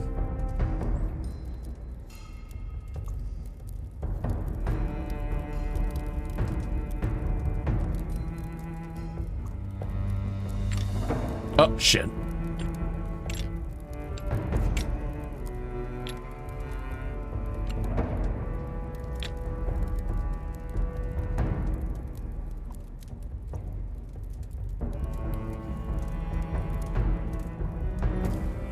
I guess I could do a longer or a wider handle that has like more weight to it. Like, let's see if we can get one that's got a little bit more,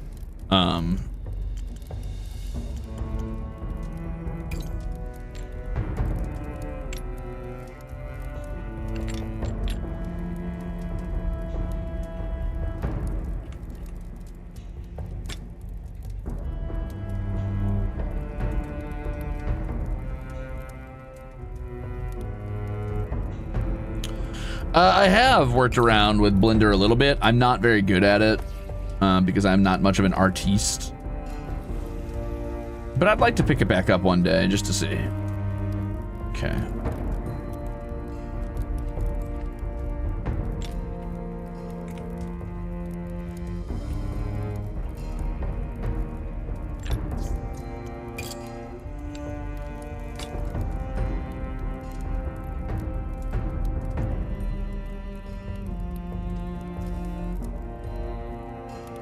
That's respectable.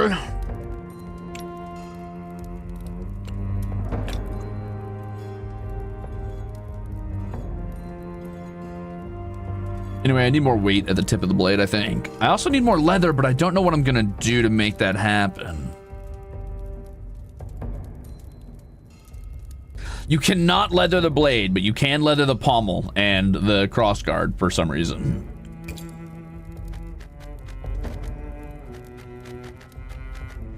It needs to be one-handed. And yet...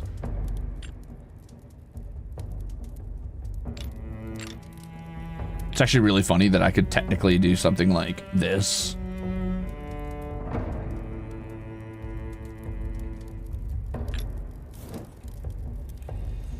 Where else am I going to put leather on this thing? That's the real question. Can I increase the width of this somehow?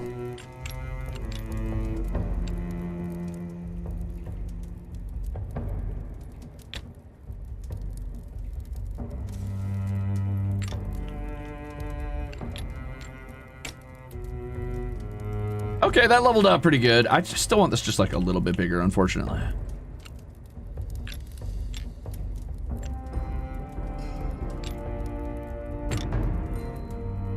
There we go. Okay, so we've got our leather requirement. It's not one-handed anymore, so I'll need to drag this back some.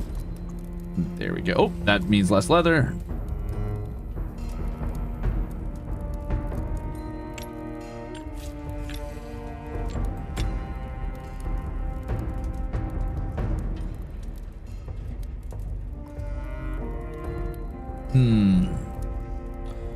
If I shrink the length of the blade, that might bring it back to being one-handed. Give me a second.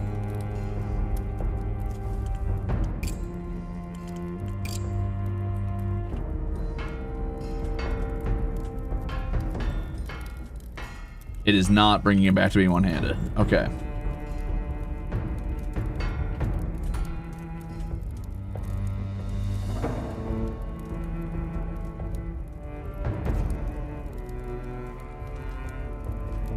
Can I attach 4 blades to 1 hilt? No. No.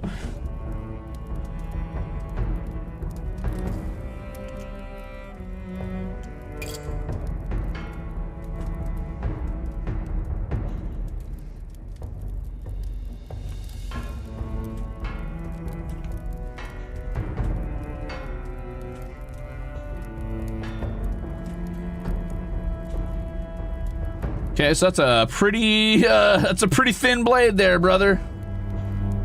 Are you sure about that?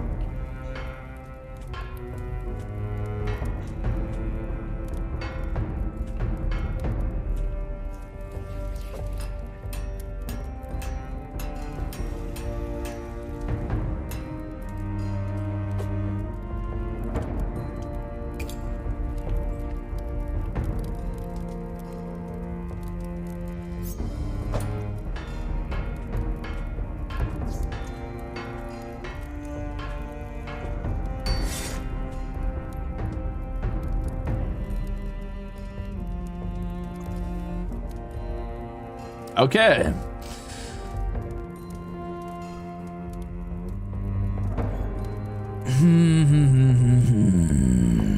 Looks like lapidary, but for swords. Yes, exactly how I would describe something like this. I could probably increase the width just a little bit.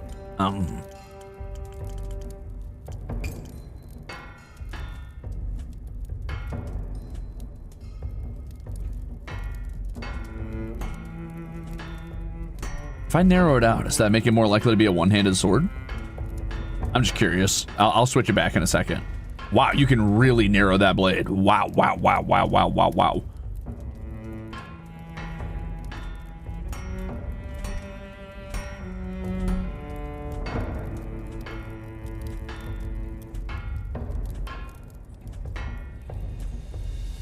Okay, now all I'm missing is making it a one-handed sword. And to do that, I wonder if I can't go back to the hilt and shrink down the actual size of these a bit. Perhaps that'll help some. No, but it helped me feel better about it. How do I keep enough leather on here without having to, like, turn this into a leather pommel?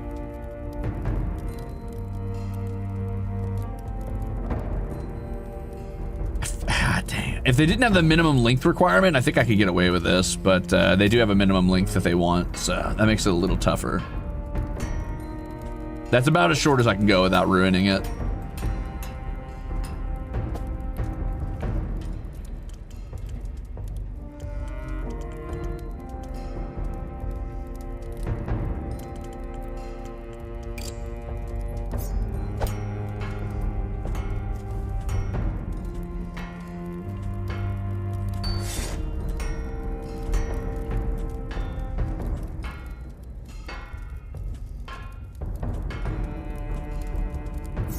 What if I just, like, did something like this? Would that make it more likely to be one-handed? Because it lowers the weight, right? I'm assuming one-handed is determined by weight plus length.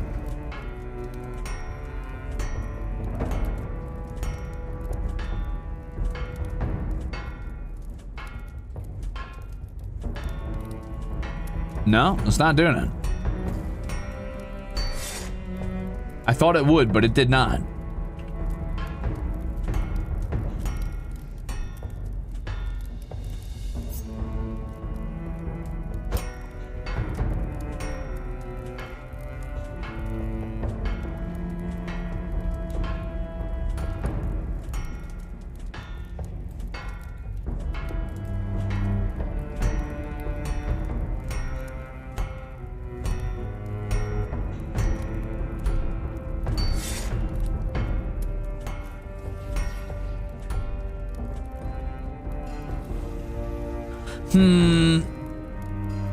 Can I make the grip thicker?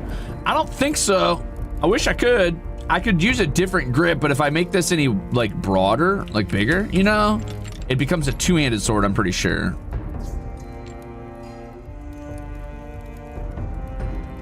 I could shrink it down, but then I lose the leather that I need, and that kind of defeats the purpose of the leather requirement. Maybe if I do something like this. Ah, there we go. It's kind of lame looking, but it does work.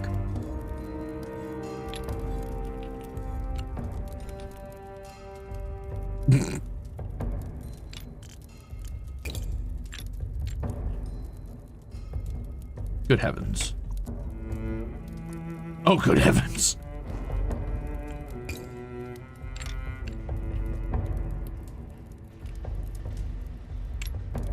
I hate handles like this because handles like this, it's hard to make a pommel look good with them because they tend to stick out on one side or the other.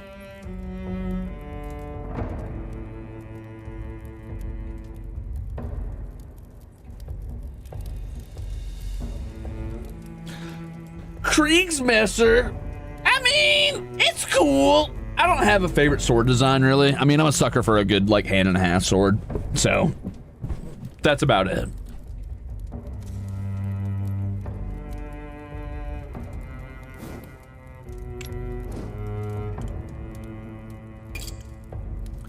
What about just like a little taper? What about like a little taper? You know what I mean?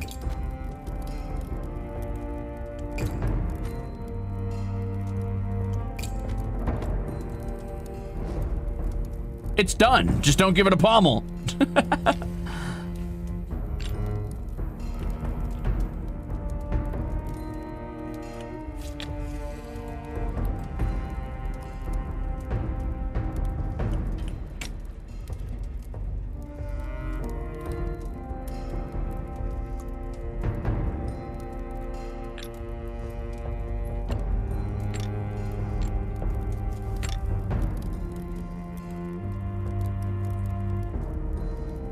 Okay, that's pretty good.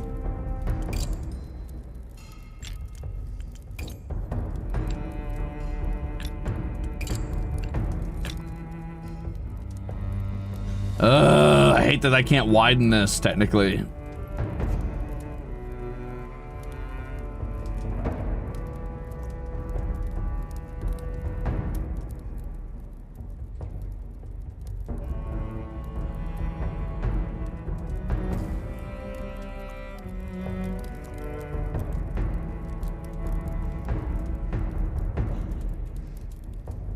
I mean, I guess that's okay. Ugh. I'll just do one of these.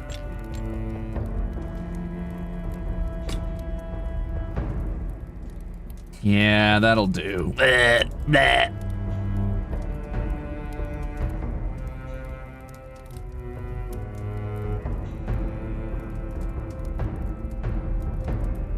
A little boring, though. I just...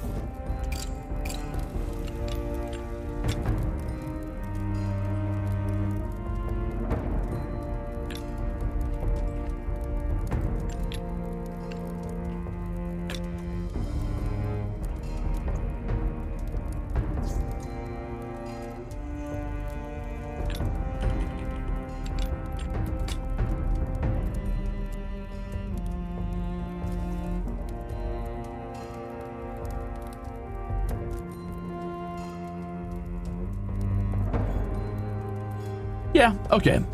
So what was this lady going to do? I totally forgot what Ivana was off to. I think Ivana's going to the old city, right? To hunt for, like, loot or something. That's a cool sword. Let's call this one,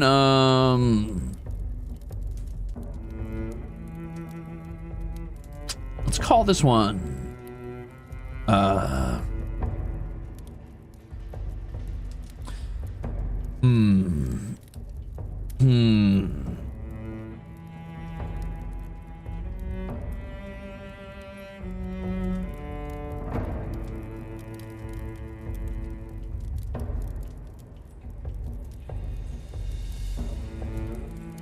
Hold on.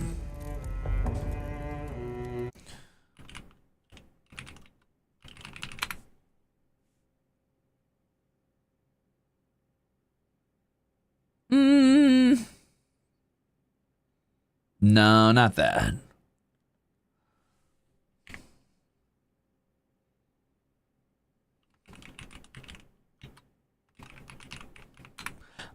Tools. The axe for wood, the hammer for building, the knife for cutting and skinning, and of course the sword for that neighbor that you don't like. So true. Thanks, Beyond. Thank you for 21 months of being an Axel. But remember, axes are for monsters. Knives are for people. Hee. We could go with, like... We could name it, Protector's Point, Protector's Song.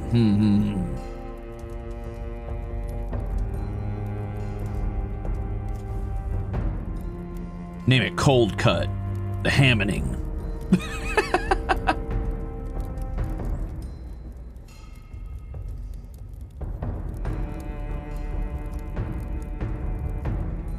A little bit of a thinner blade than I meant to make, but that's okay. At least the weight and the balance are pretty good. Oh yeah, the shovel for burying the body. I gotta make a shovel for this guy. No, I'm just kidding.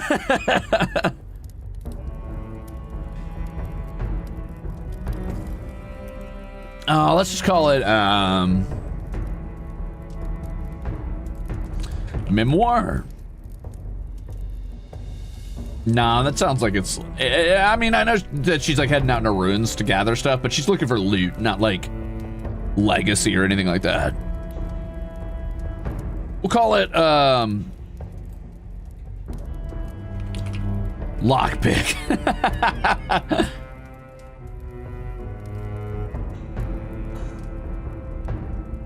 Sword number 1. Nah.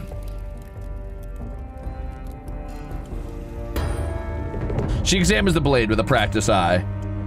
Wielded a blade or two in my time, and this one's special. Thank you, Smith.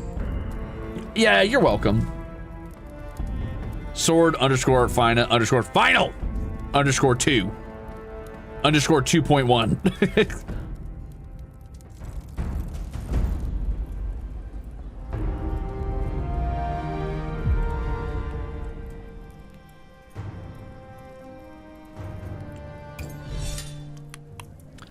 Okay, so I'm not allowed to learn sword part bending just yet, but I can't wait to learn that. What I would like to learn is asymmetrical blades, but I think that's just for the blades, not for the actual parts. So that annoys me a little bit.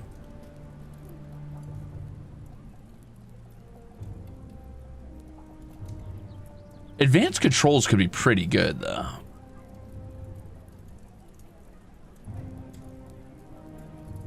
Damn, you could really get kind of crazy with this, huh?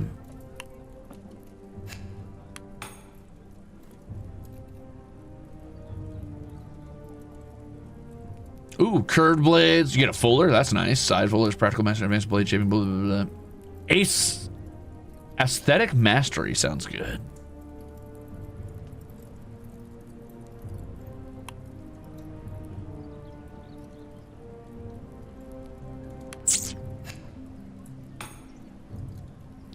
I don't know how much I care about asymmetrical blades is the thing. Like, I just don't know what that's going to do for me. I guess it would allow me to, like, make a katana, essentially, if I really wanted to.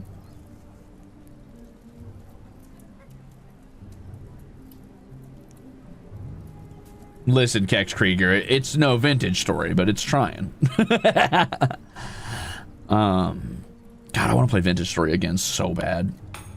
I gotta stop thinking about that. But this is really cool so far. I guess I'll do advanced swordsmithing and just see what that allows me to do. I don't feel like... Oh, I could do a falchion. That could be fun, a falchion. You know what? Yeah, let's do asymmetrical blades. We'll see. Because I'm going to have to unlock all 3 of these anyway, because I have to get to level 5 before I'm allowed to unlock any of these. And this does eventually lead me up to the ability to do, like, you know, scimitars and shit like that. So that'll be cool. Plus, I want to unlock fullers.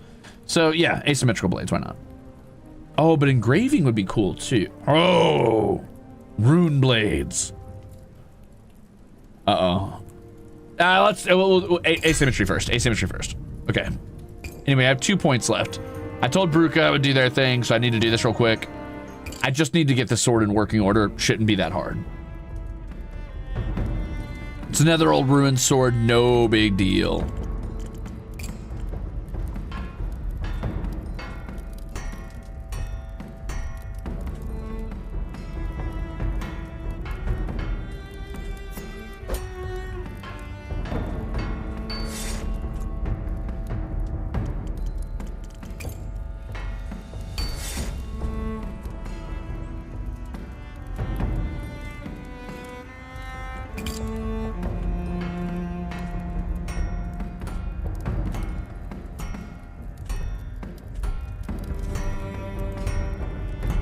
Now we're talking.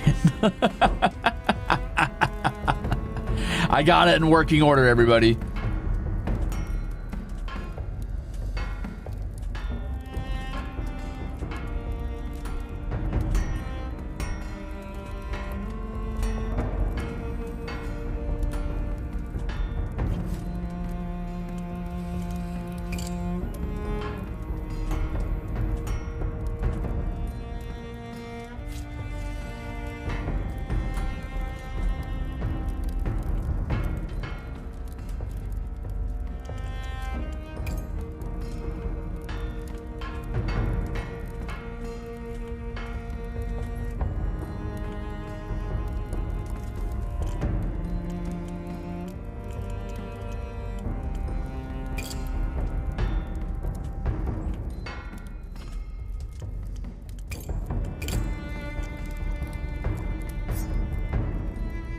Huh. Oh. Oh, interesting. Huh. Didn't know I was allowed to move that. That's pretty cool.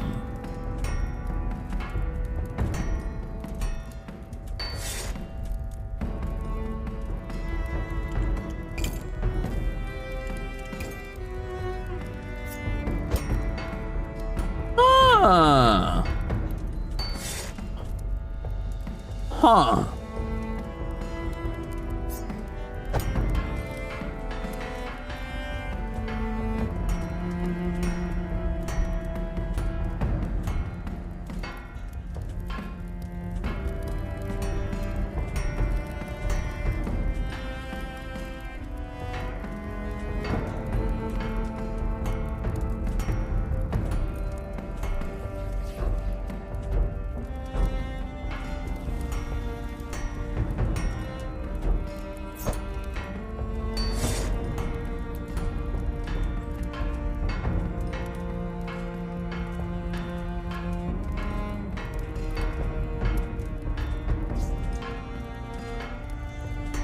Huh.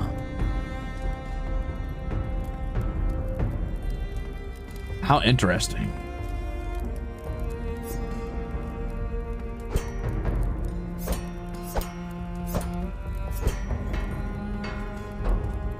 Huh.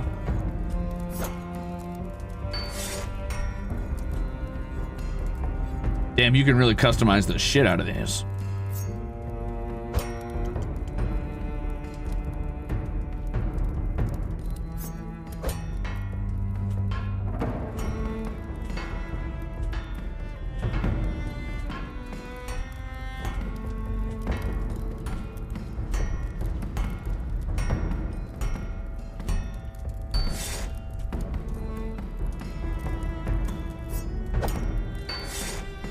Okay, very cool.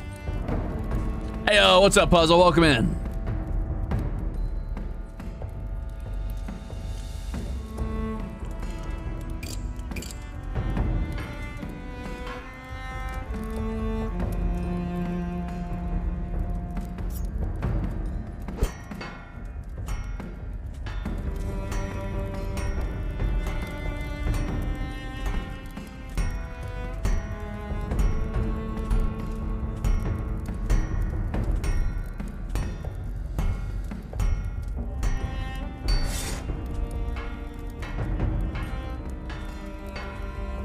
Huh.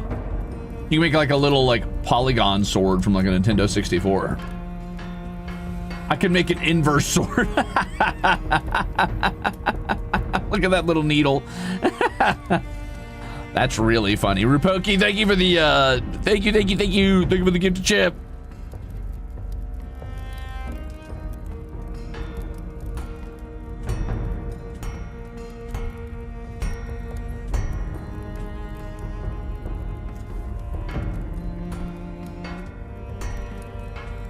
I suppose I could also reverse it so the tip of the sword was just like really weirdly like leafed out. Make like a leaf blade. Huh. There are many things to be done.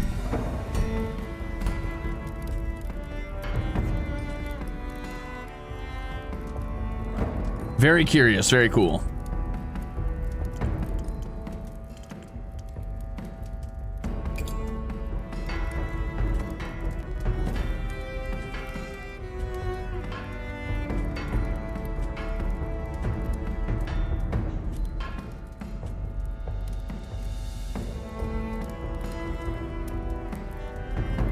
Little bit of a thin blade, but if that's what they want, I guess.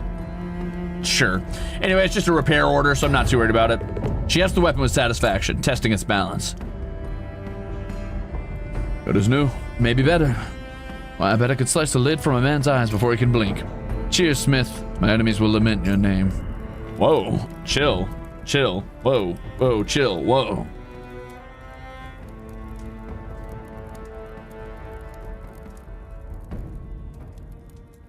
Is that a thing? The whole leaf blade thing? Not really. Well, I take that back. I guess maybe a couple like Roman and Greek era blades had sort of like a leafed like shape where they might start out a little thinner and then get a little thicker toward the end.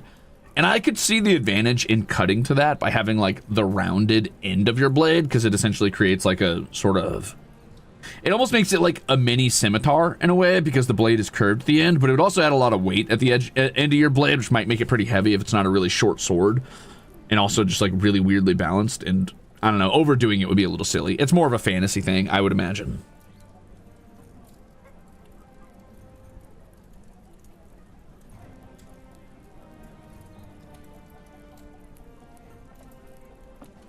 Anyway, let's hope I have enough things to dismantle. Good. 6 wood. I thought that would give me leather. Oh, it did give me leather, okay.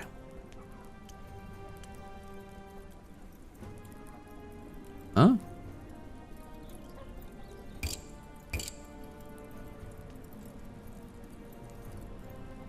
Did I learn this, though? Because I don't think I remember seeing this.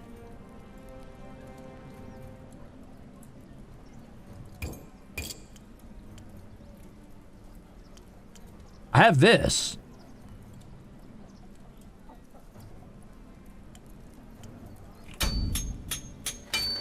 Whatever. Anyway, let's end our day.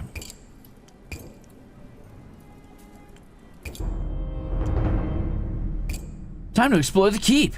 Over to the Lost City. Hey, this is where everybody was adventuring at earlier. It's right here, this close to the keep. That's not bad at all. Why are we scared of people wandering out here? Hey, scrap peddler, what's up? Oh. Well, that's awkward. Anyway, not all of Eren Keep was granted the Masked King's protection. In centuries past, the city spilled beyond its ancient walls. Now the barrier, which traces the wall's course, has left those outer areas to the mercy of the wastes.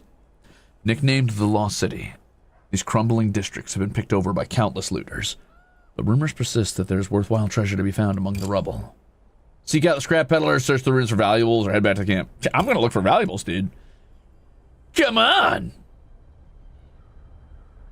The Lost City has been endlessly picked over by scavengers. Your hopes of finding something are slim, but irresistible. Shards and rubble crunch underfoot as you trudge down empty streets. Sure enough, one by one, the half-collapsed shells of houses prove to offer nothing of value. I'm gonna go deeper into Lost City, baby. A once grand library lies in ruins, doors hanging off the hinges. The smell of rot is overpowering. Yeah, I'm looking in the library. I want books. The hammer beat of rain through the collapsed roof has destroyed most books, leaving nothing but black mold and waterlogged paper paste. You wade through shelf after shelf of ruined texts. Then you spotted a volume wrapped in oilskin, protected in an alcove. Yeah, baby! Whoopee! For a moment, you think you've lost your way. Then you spot a fountain you recognize, statue cracked and headless. Its remaining water just a puddle of black slime. You breathe a sigh of relief. This is familiar territory. Alright, scrap peddler, where you at? As night draws closer, the shadows in the Lost City come alive. Hidden eyes watch from high places. You scurry through the ruins, feeling as small and vulnerable as an insect. Hey, they could set a extraction looter shooter, except instead of a shooter, it's got to be a looter chivalry-like in this city. Fortunately, the scrap peddler is easy to find. He warms his hands over a blazing fire in an empty market square, accompanied by a sad-looking mule pulling a cart of junk. He's an off-putting sight. Most of his face is bandaged, but the exposed areas are a mess of festering sores and flaking skin. You dread to think what the bandages are hiding. Scrap peddler. Not contagious, not contagious. The peddler points at himself as he shouts. One yellow eye peers madly at you through the gauze.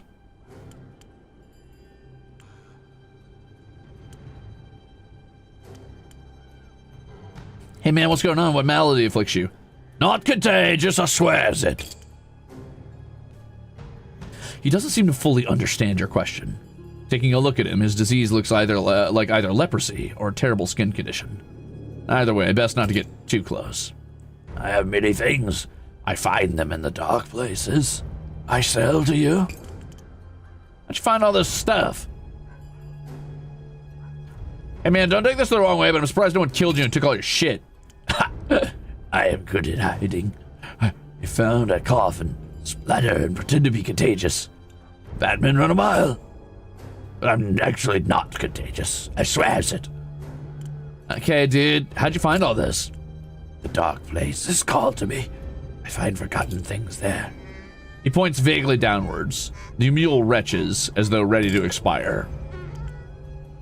Okay. What do you sell there? Many things. Much to be found. For those who know. Alright, man. Big goodbye to the peddler. Big goodbye, or can I see what you got? Let's see what you got. And it's too dark. Dark times for taking my favorites, not giving. I'm back in daylight. You can see what you was buying, yes? A new vendor is now available from your forge. Scrap peddler. Okay, bye, man. Hardness forever and always, yes? His rotten grin sends a shiver down your spine. The sun slips low in the sky. The shadows of the ruins lengthen. It's time to leave. You hurry back to the camp. Unlike the lost souls camped among these black ruins, you still cling to the hope of entering Eren Keep. A few hours past midnight, you're woken by a soft, silken hiss. A blade slices through the fabric of your tent. The fabric falls away to reveal a pair of gleaming eyes, a crescent of yellow teeth, a gaunt figure with a knife in his hand. He steps carefully into your tent, apparently thinking you asleep. Behind him are the dim shapes of other men. Each night, you bury your tools and your coin in a new location. There's not much in the tent that they could steal, but they don't look like the types who will be happy if they don't find anything worthwhile.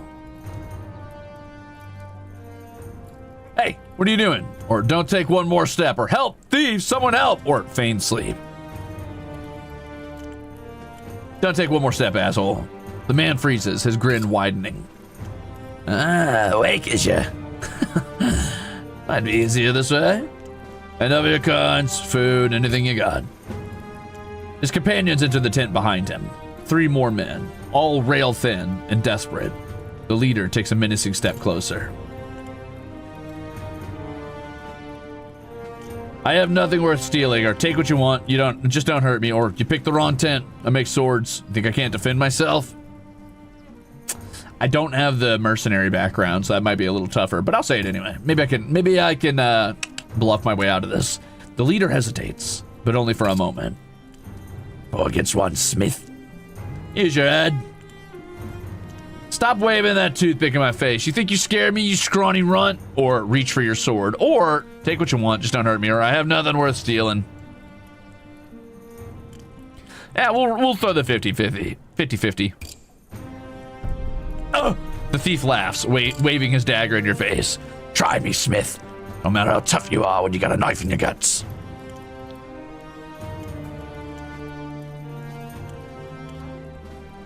All right, hold on, buddy. I can offer you something more valuable. The thief pauses, eyeing you uncertainly. What do you mean? Just give me a few days. I can equip you with a much more fearsome blade than that rusty knife. I'm not giving him a better blade. Fuck that. This guy's a dick. Forget I said anything. Bad idea. You trying to confuse me? Get your stuff now. I don't have anything else, dude. The thief strikes you across the face with the back of his hand, hard enough to rattle your skull. Liar! I ain't stupid. You buried it, haven't you? I'm telling the truth, dude. I was robbed blind as soon as I arrived here. Now I have nothing. The thief snorts in disbelief. Ah! I failed every check! I failed every check, even the ones I'm good at, dude!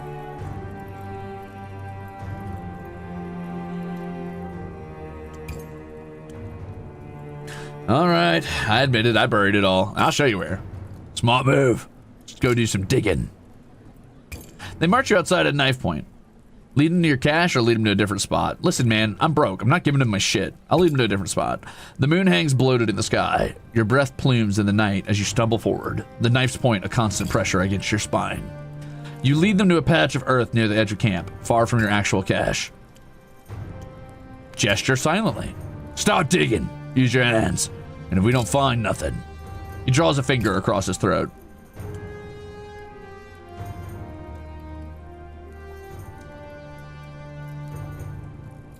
I kind of want to see if I can die in this game. I'm just going to dig here. They force you to your knees. With trembling hands, you claw at the earth while they crowd around. The hole grows deeper. Your fingernails split and bleed. Faster! Faster! You dig and dig, but there's nothing to find. The night grows long. The sun peeks over the horizon, casting the world in bloody light.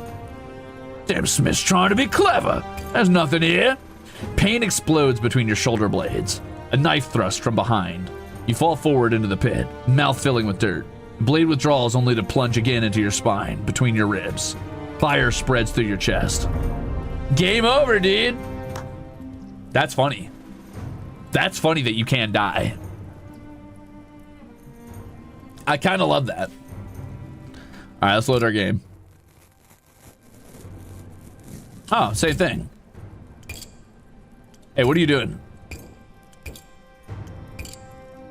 I'm gonna go down the list again and just try the rolls again to see what I can do. We'll try toughness first. There it is. Toughness, success. I rolled the 50-50 again. Problem solved. The thief pauses, eyes flitting across your muscular shoulders and strong, calloused hands. He attempts to smile. Let's get out of here, boys. Think we picked the wrong tent after all. The thieves melt away into the night, leaving you alone in your sliced open tent. That'll require a few hours of stitching to repair, but you're too tired to attempt it now. You manage a few more hours of fitful sleep before dawn breaks. That's really funny. That's really funny. You just unlocked your first vendor. At any point during the day, visit vendors to buy resources and other items. The scrap peddler. He gives me scrap. You make your way through the lost city, the harsh daylight throwing the ruins into stark relief. The sound of your footsteps echoes eerily in the crumbling silence. At last, you reach the Scrap Peddler Square, a rubble-strewn market plaza reclaimed by weeds.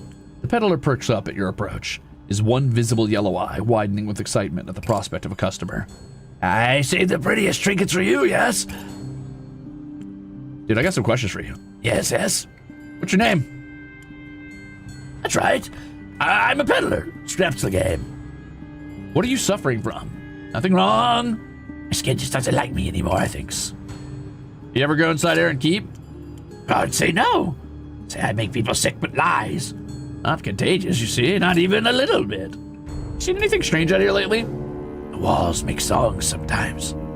They do a beautiful sweet song for sleeping. Men with candles out here to call up things from the dark places. But the dark places are not so easy to call. And I could tell them that if they liked. The dark places do the calling. How long you been scavenging out here? Once I had a shop. A real shop with walls and a floor.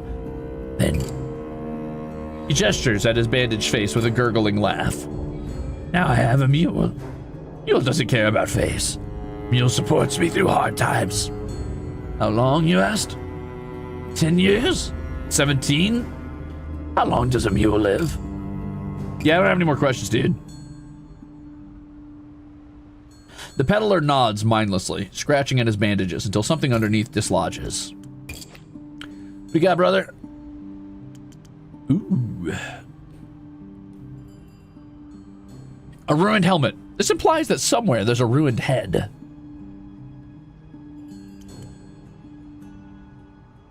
Oh boy, a new pommel. Oh boy.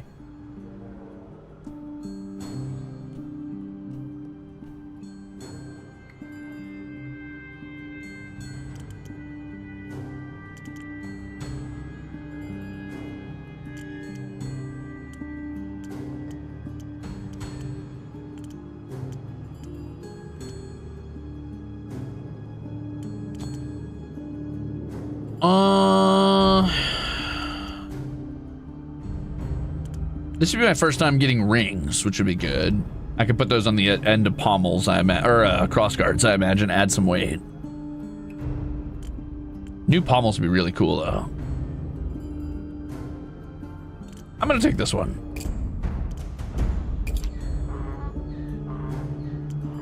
The scrap peddler dances around excitedly. His bandaged hands fluttering over his collection. The mule retches pitiably. You nod curtly to the peddler, eager to be on your way. Tell your friends of me. Tell them I'm not contagious. Not at all. Okay, dude. We'll do one more little day of work. So, we've got Henrus, Para, Garrett, Jason, and Dalian.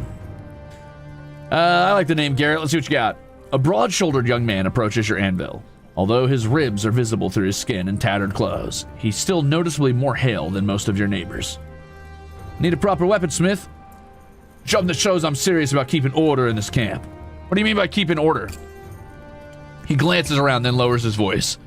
I've worked it out, see?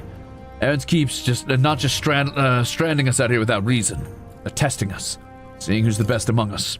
If a monster attacks or a riot breaks out at the gate, I want a sword in my hand so I can leap into action and help the guards. If I impress them, I reckon I have a solid chance of gaining a place in the keep.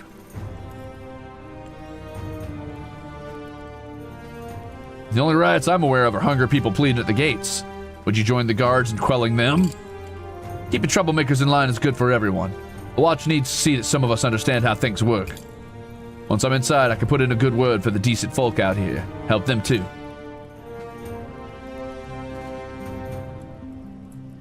Yeah, that's how it always works, huh? Yeah, you'll put in word for the decent folk. Anyway, sorry, Garrett. Hello, Smith. Nice setup you've got here. What can I do for you? There's a gang that comes around my tent every night, regular as clockwork. They kick and they beat us, take our rations, push our faces into the mud. Think there'd be some solidarity out here, but there ain't. I've managed to hide the last of my coin from them for so far, but who knows for how long. Best to spend that coin on a good sword, I reckon, so I can protect what's mine. Now we're talking. Now we're talking, Jason. Dolly, what do you got?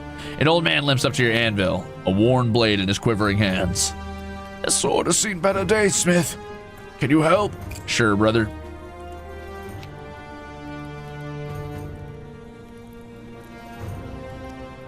All right, Jason, what do we got?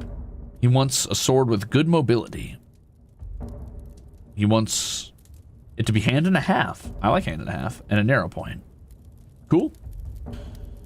I've unlocked a couple new things, right? Yay! This commission requires a hand and a half grip. Place the grip part, then grab the handle at the end to make it longer or shorter. You can use 1 or 2 short grip parts to achieve a hand and a half grip as well. I got new quillins. Oh, and rings. Ooh, it's an oh, sheesh. Wait a minute, new pommels? Okay, we got a fishtail pommel. That's kind of cute. And I got a new emblem I can put on a sword for a lion.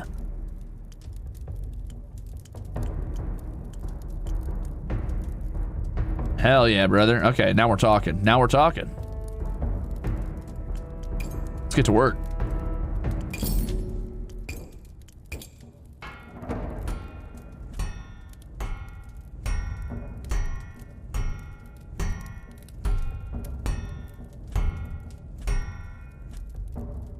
We do want it to be mobile, so I might want to shorten that just a tad.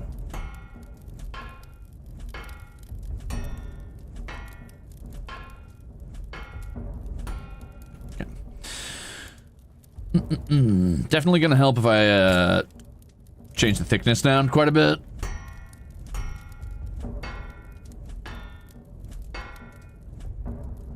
Okay, let's make this a little bit sharper. Cross section. Use the asymmetry feature to create a single-edged sword.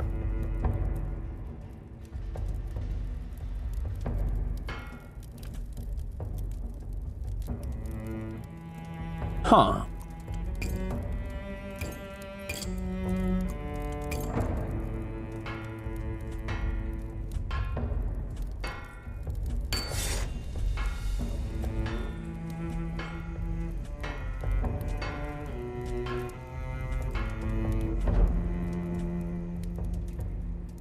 How curious.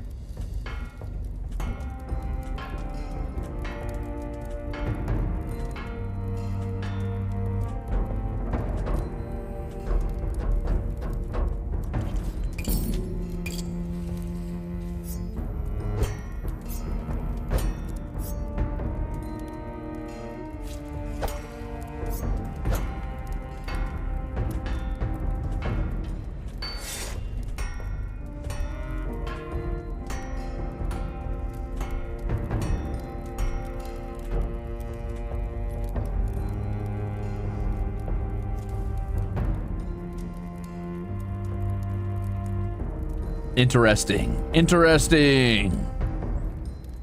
Yeah, I got a couple upgrades. What of it? What's your guys' favorite sword? That's the real question.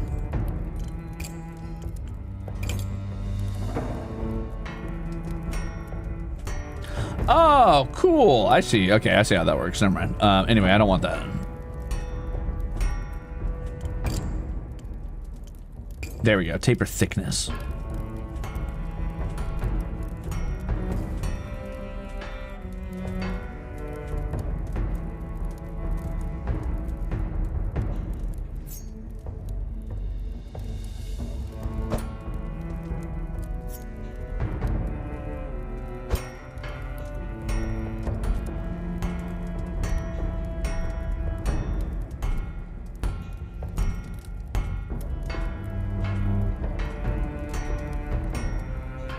Tonto.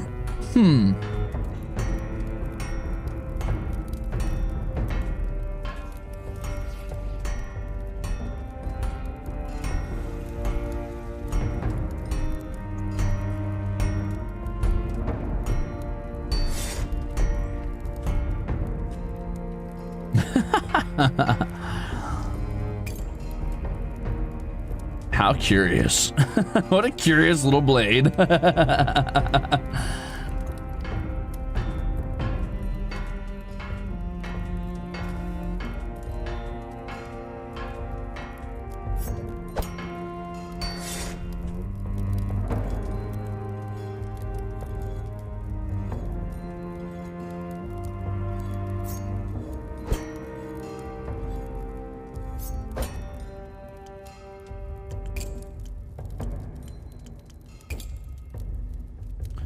Anyway, back to work on the point.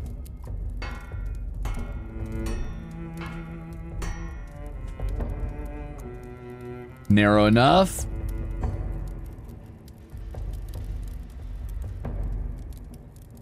Kukris. Ah, good, good, good. Very cool.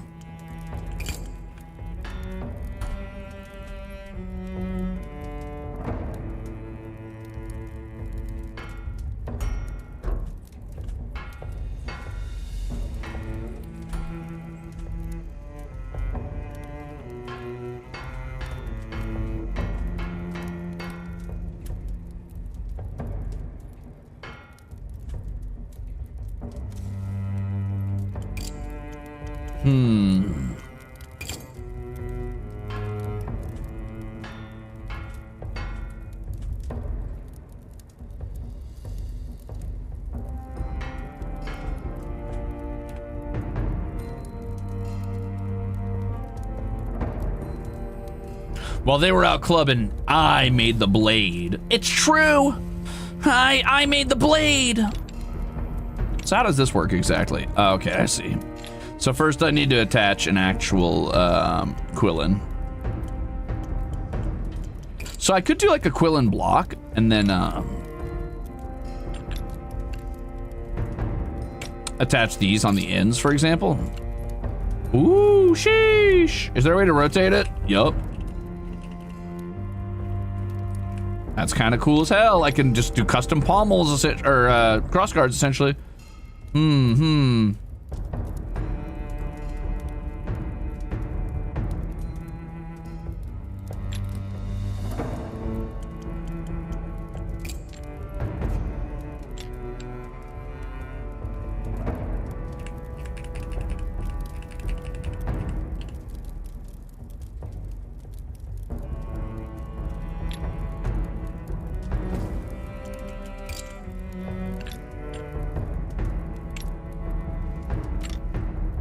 Yeah, just let me attach that on the end there.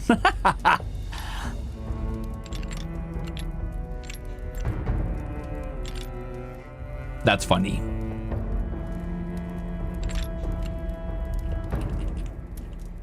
Classic, just a classic sword design.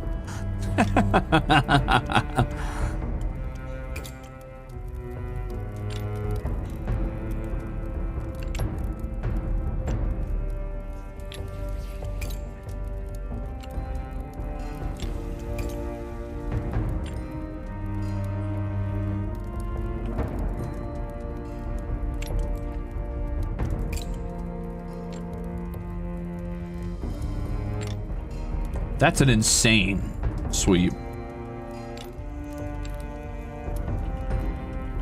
Like, holy shit, dude.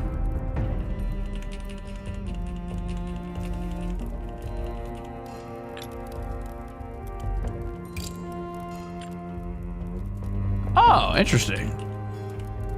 Huh.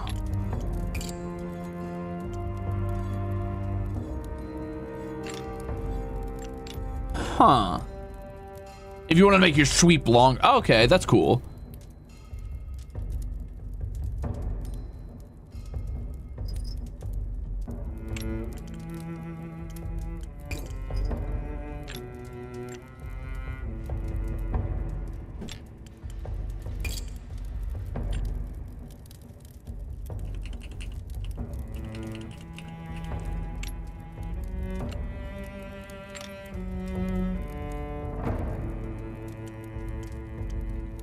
Oh, new pommels too. Cool, man.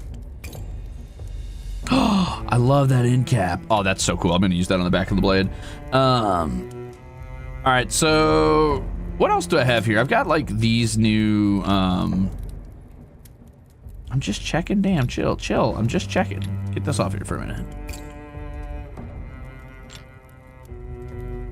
That's an insane guard, by the way. That's like such a huge chunk of metal.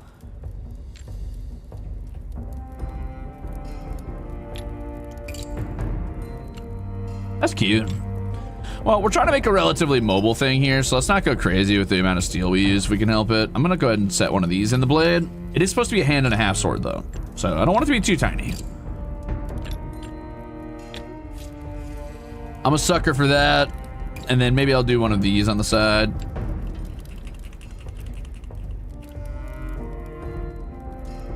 That's a little boring.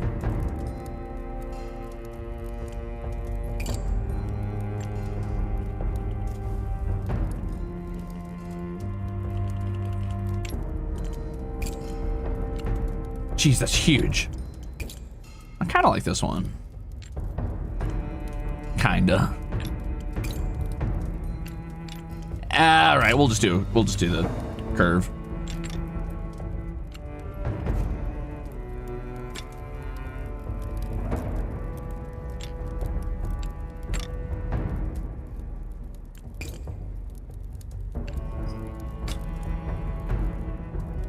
Yeah. Is there a way to shrink these down a bit? No. Okay, just checking. I was just checking. Damn.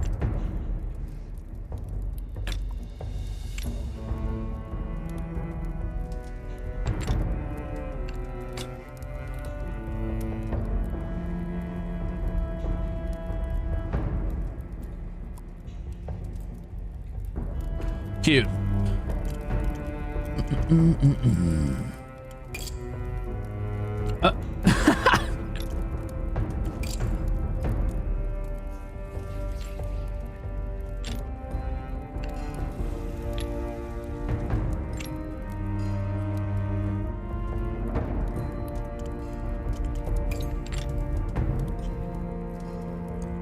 What just happened? Why is that doing that? Oh, is it because I can put the rings anywhere on the blade as well? That's super funny.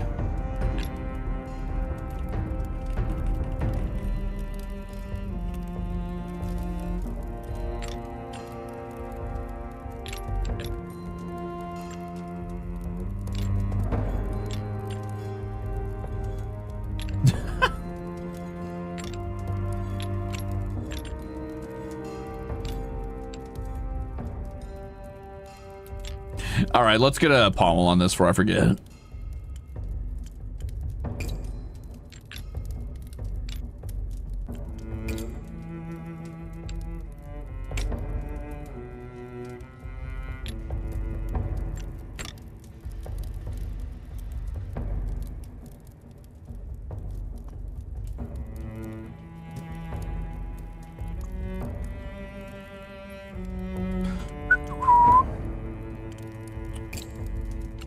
No. Maybe.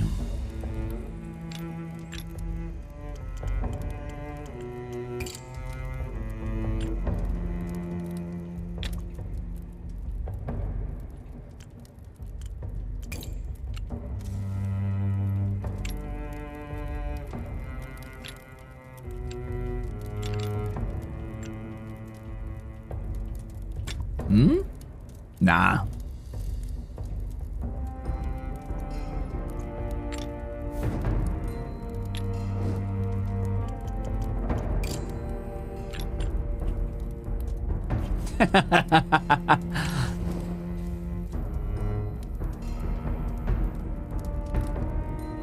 Fancy indeed. Fancy indeed.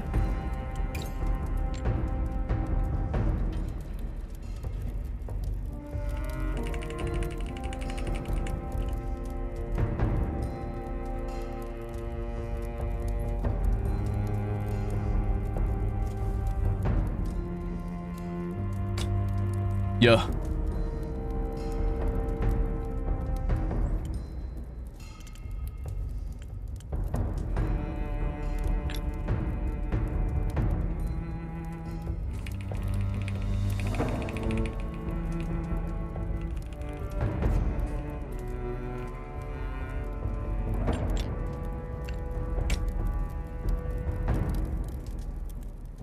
goofy ass little blade. Can I polish the emblem a ton? Oh shit, you can. That's actually really funny. Let's polish just the emblem a fuck ton.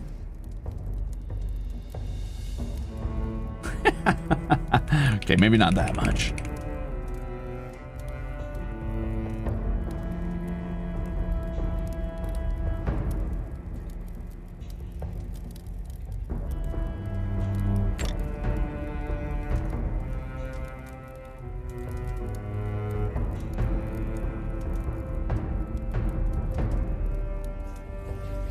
I want to use some of these end caps, but like, they're kind of goofy.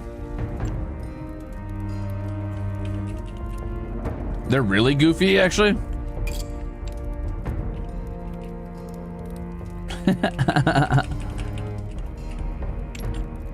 Just stick them on. You can just put them on the sword freestyle. Oh my God, you can.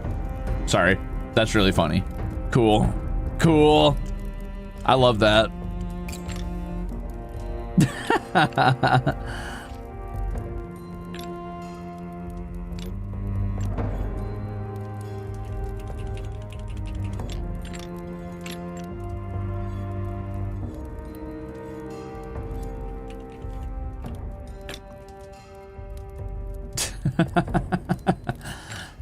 Good. Good. So what stops me from like doing something like this, for example, as the pommel, essentially? And then just saying, I'm gonna put some end caps on that pommel. Could I do a quadruple? Wow, you can get really crazy with some of these.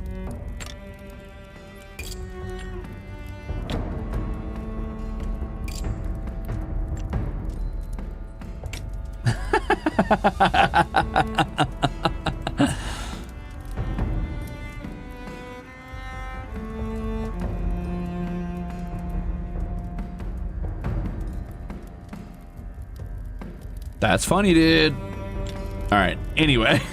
Anyway, let's not go crazy.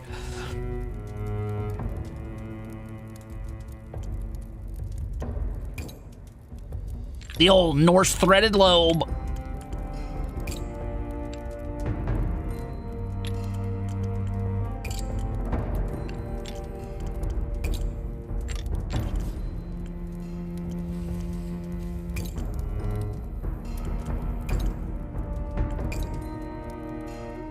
I don't see too many fishtail pommels. That's kind of cool, actually.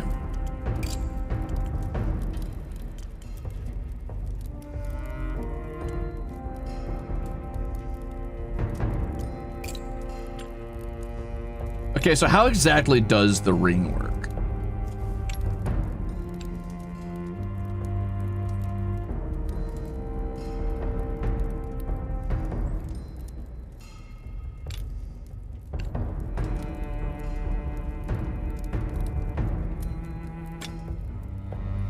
I see.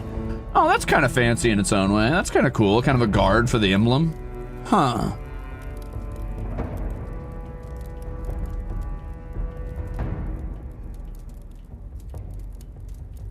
Cute.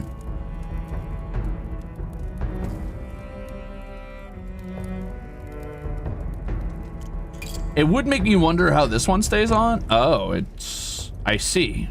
Huh.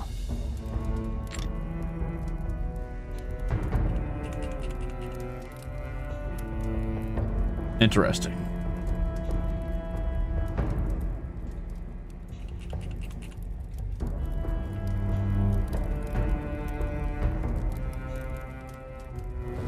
Weird.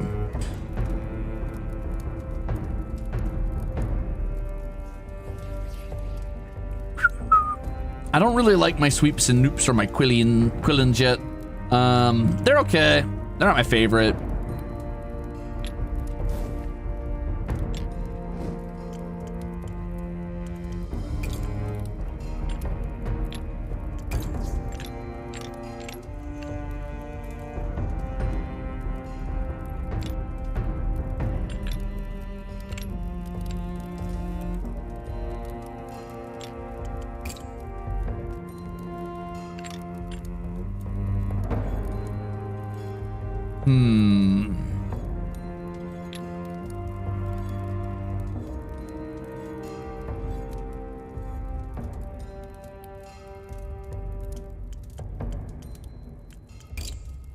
I would apologize for taking my time here, but I'm not sorry. What can I say? I'm having fun designing sword.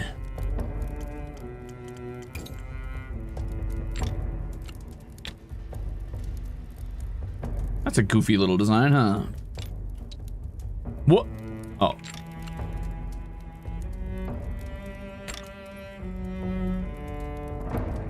Funky. And what if I did this? Oh, good heavens. The ultimate blade. Behold my power. You dare approach me? Do you know who you're dealing with? Do you know who you're fucking dealing with? Do you know who you're dealing with?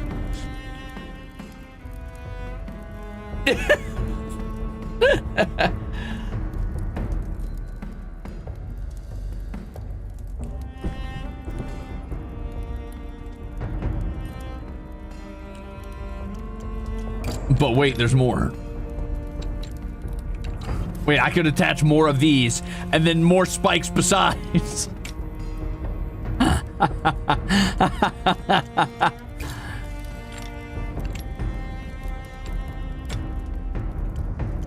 They called his blade cauliflower.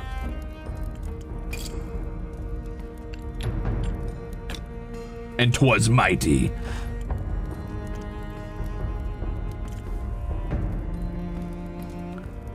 There are many who would fear his blade. Fear me if you dare.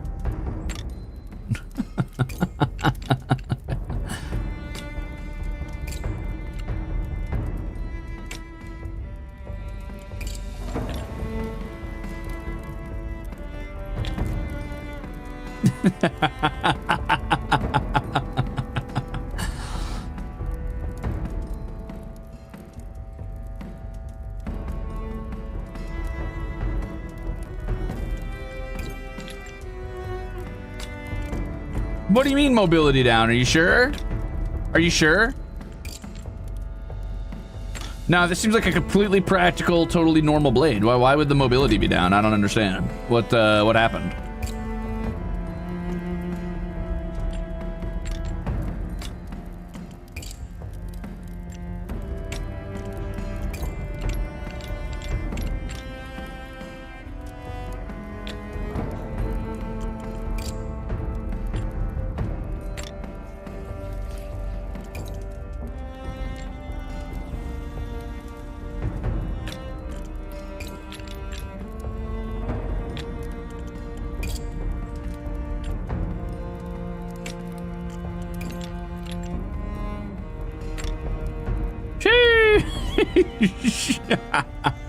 Sheesh. And they called him Tree Blade, the mighty. That's fucking funny, dude. That's a completely normal, practical sword. I'd wield this. This seemed fine. I don't see anything wrong with this. What's wrong?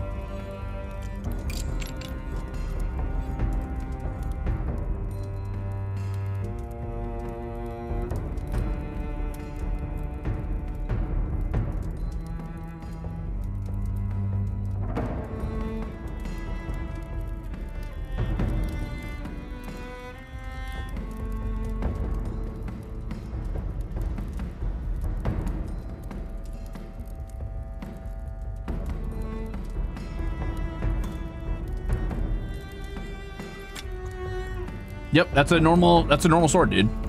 That's a great sword. Thank you. I send money to Twinks or Percy. Thanks. The Floret. That's a crazy cool name for this blade. Anyway, that was funny. Moving on.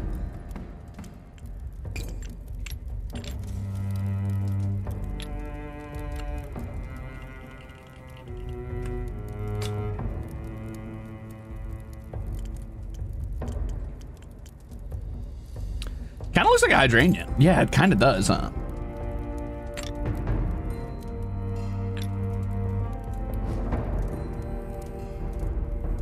Also, Azu, thank you for 9 months.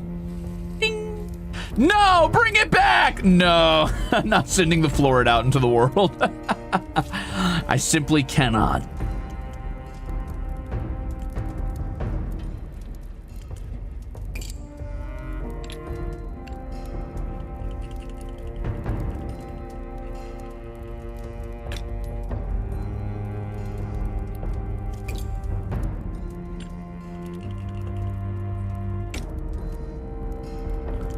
However, I will take a peek at doing something like this because I'm curious. Oh, that's goofy.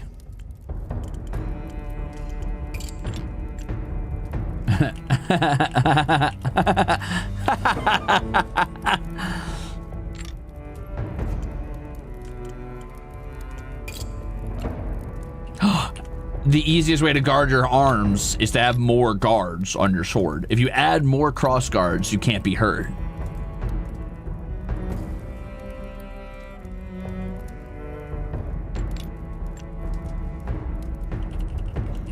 I'm unstrikeable at this point.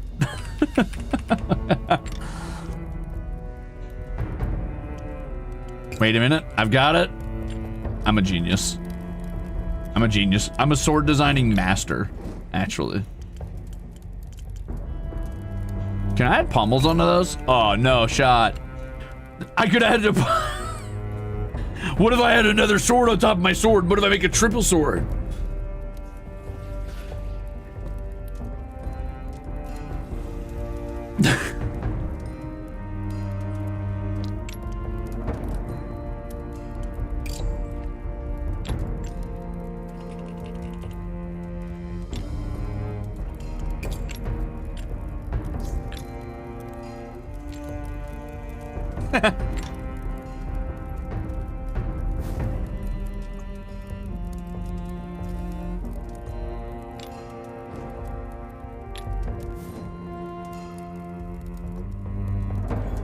All right, so we're gonna make that a little wider. I'm gonna add on some actual like guards here. Honestly, I'm kind of cool with just doing like some end caps to it. I don't mind this one. I don't think. Like that's fine. It's very El Clasico, like old sword, old fantasy sword-y.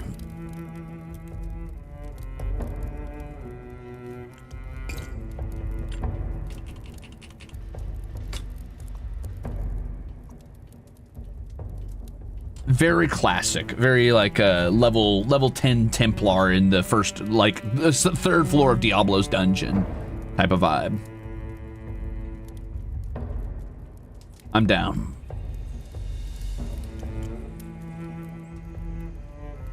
I do kind of want to give it like a cool, I want to use this because I really like the root end cap. I think it looks really cool, but I also need like a flat pommel to make that work.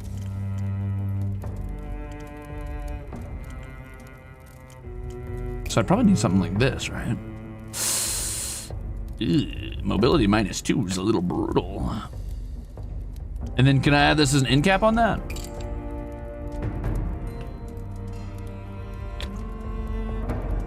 Nah, that looks a little goofy. I need something a little bit more fancy.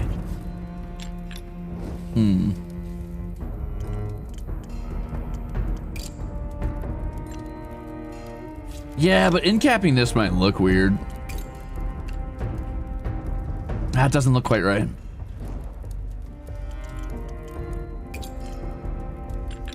Nah. Oh, I could add a sniper scope onto the blade. That's genius, actually.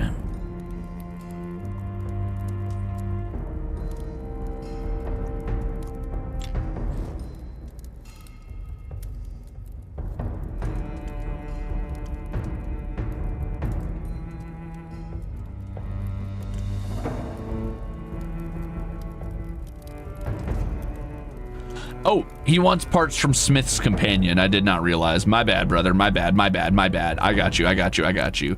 Let me add this behind this.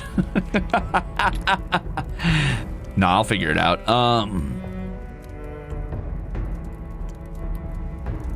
That does mean I need to redo my crossguard, which really sucks, actually. All right, I'll tell you what. We'll do this. We'll do this. We'll increase the size of it. I'll take this and I'll delete it, and we'll drop in one of these from the Smith's guard.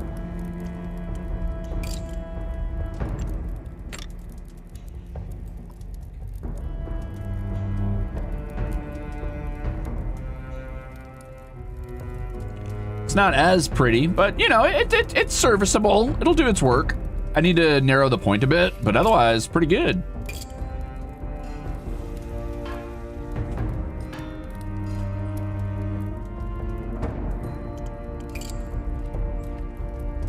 It's basic, but you know what?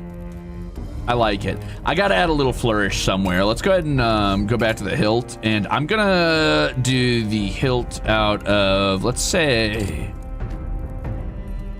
that might be too good for it. We'll do a fine wood. Yeah. Okay. Can I afford to throw a little like end cap on this? Even if it's just like a small flourish, maybe at least on the ends of these.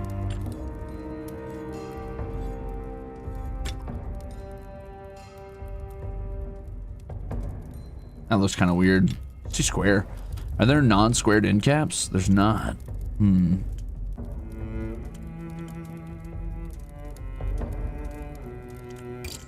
I know. I'll add more pommels on it.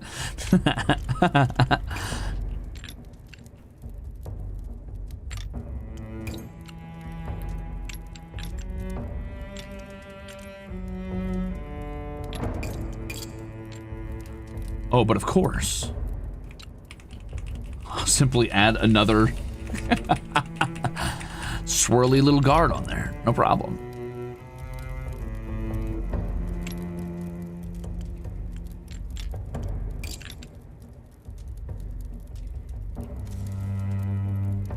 Wow.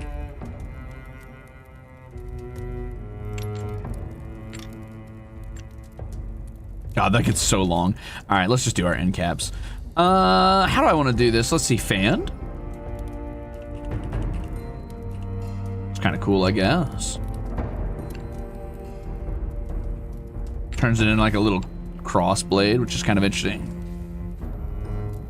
Well, I'll shrink down the cross guard in a second to make it make sense. Don't worry.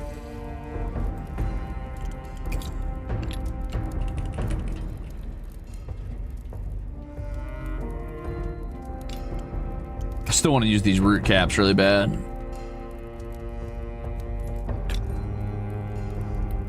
It doesn't look very good though.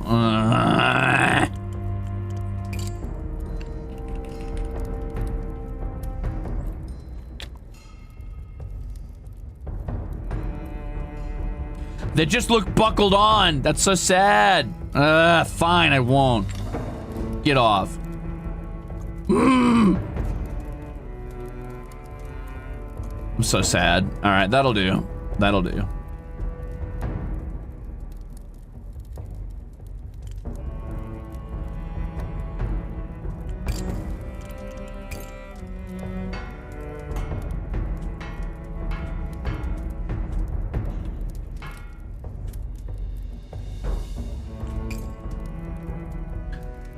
All right, what are we calling this little asshole?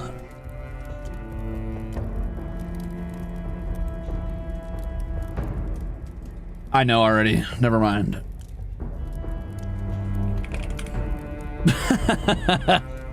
Greg! Now we will simply call it Pride. It has a double entendre. If he uses it and he loses to defend his family and their food, then he died because of pride. If he uses it and he defends it because of his family and he actually survives, well, then he defended the pride of his lion pack. Good for him.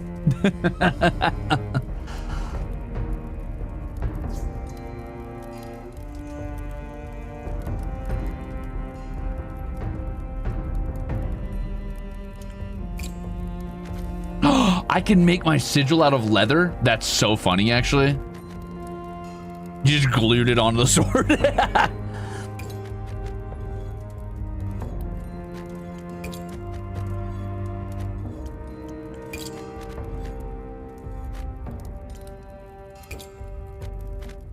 Naming it Pickle would have also went pretty hard, I'm not gonna lie to you.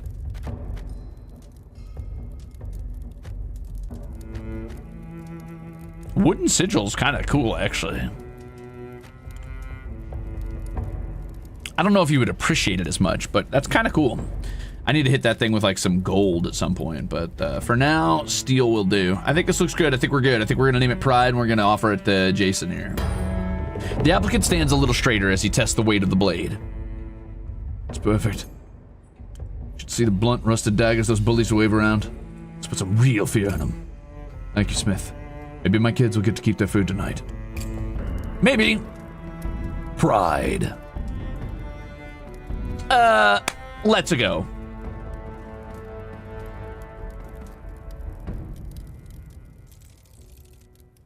Cool. Fancy. All right, gamers.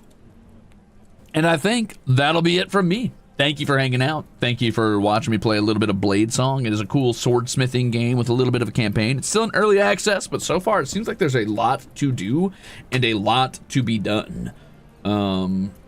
Which are two different things, believe it or not. So I like that. I also like that there's a creative mode where you just have all the tools unlocked and you can just do whatever you want. But for now, I'm enjoying kind of going through a campaign style. Sort of test yourself against limitations first. I like that a lot. So that's a lot of fun. Anyway, thank you, gamers. I will see you tonight for a little bit of 2XKO alongside Flayon and Altair, I believe. We're going to go to boot camp with Flayon. Okay, that's all for me for now. Let's see. Oh, yeah, VOD question. What is the coolest sword? That's all. Yippee! Thanks for hanging out, gamers. Bye!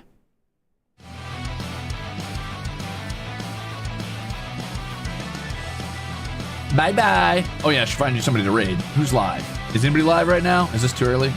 Am I too early? No, I'm too early.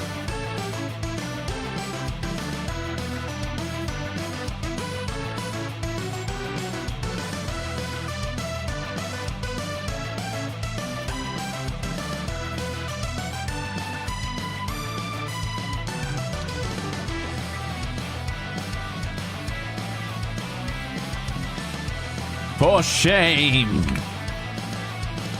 For shame indeed.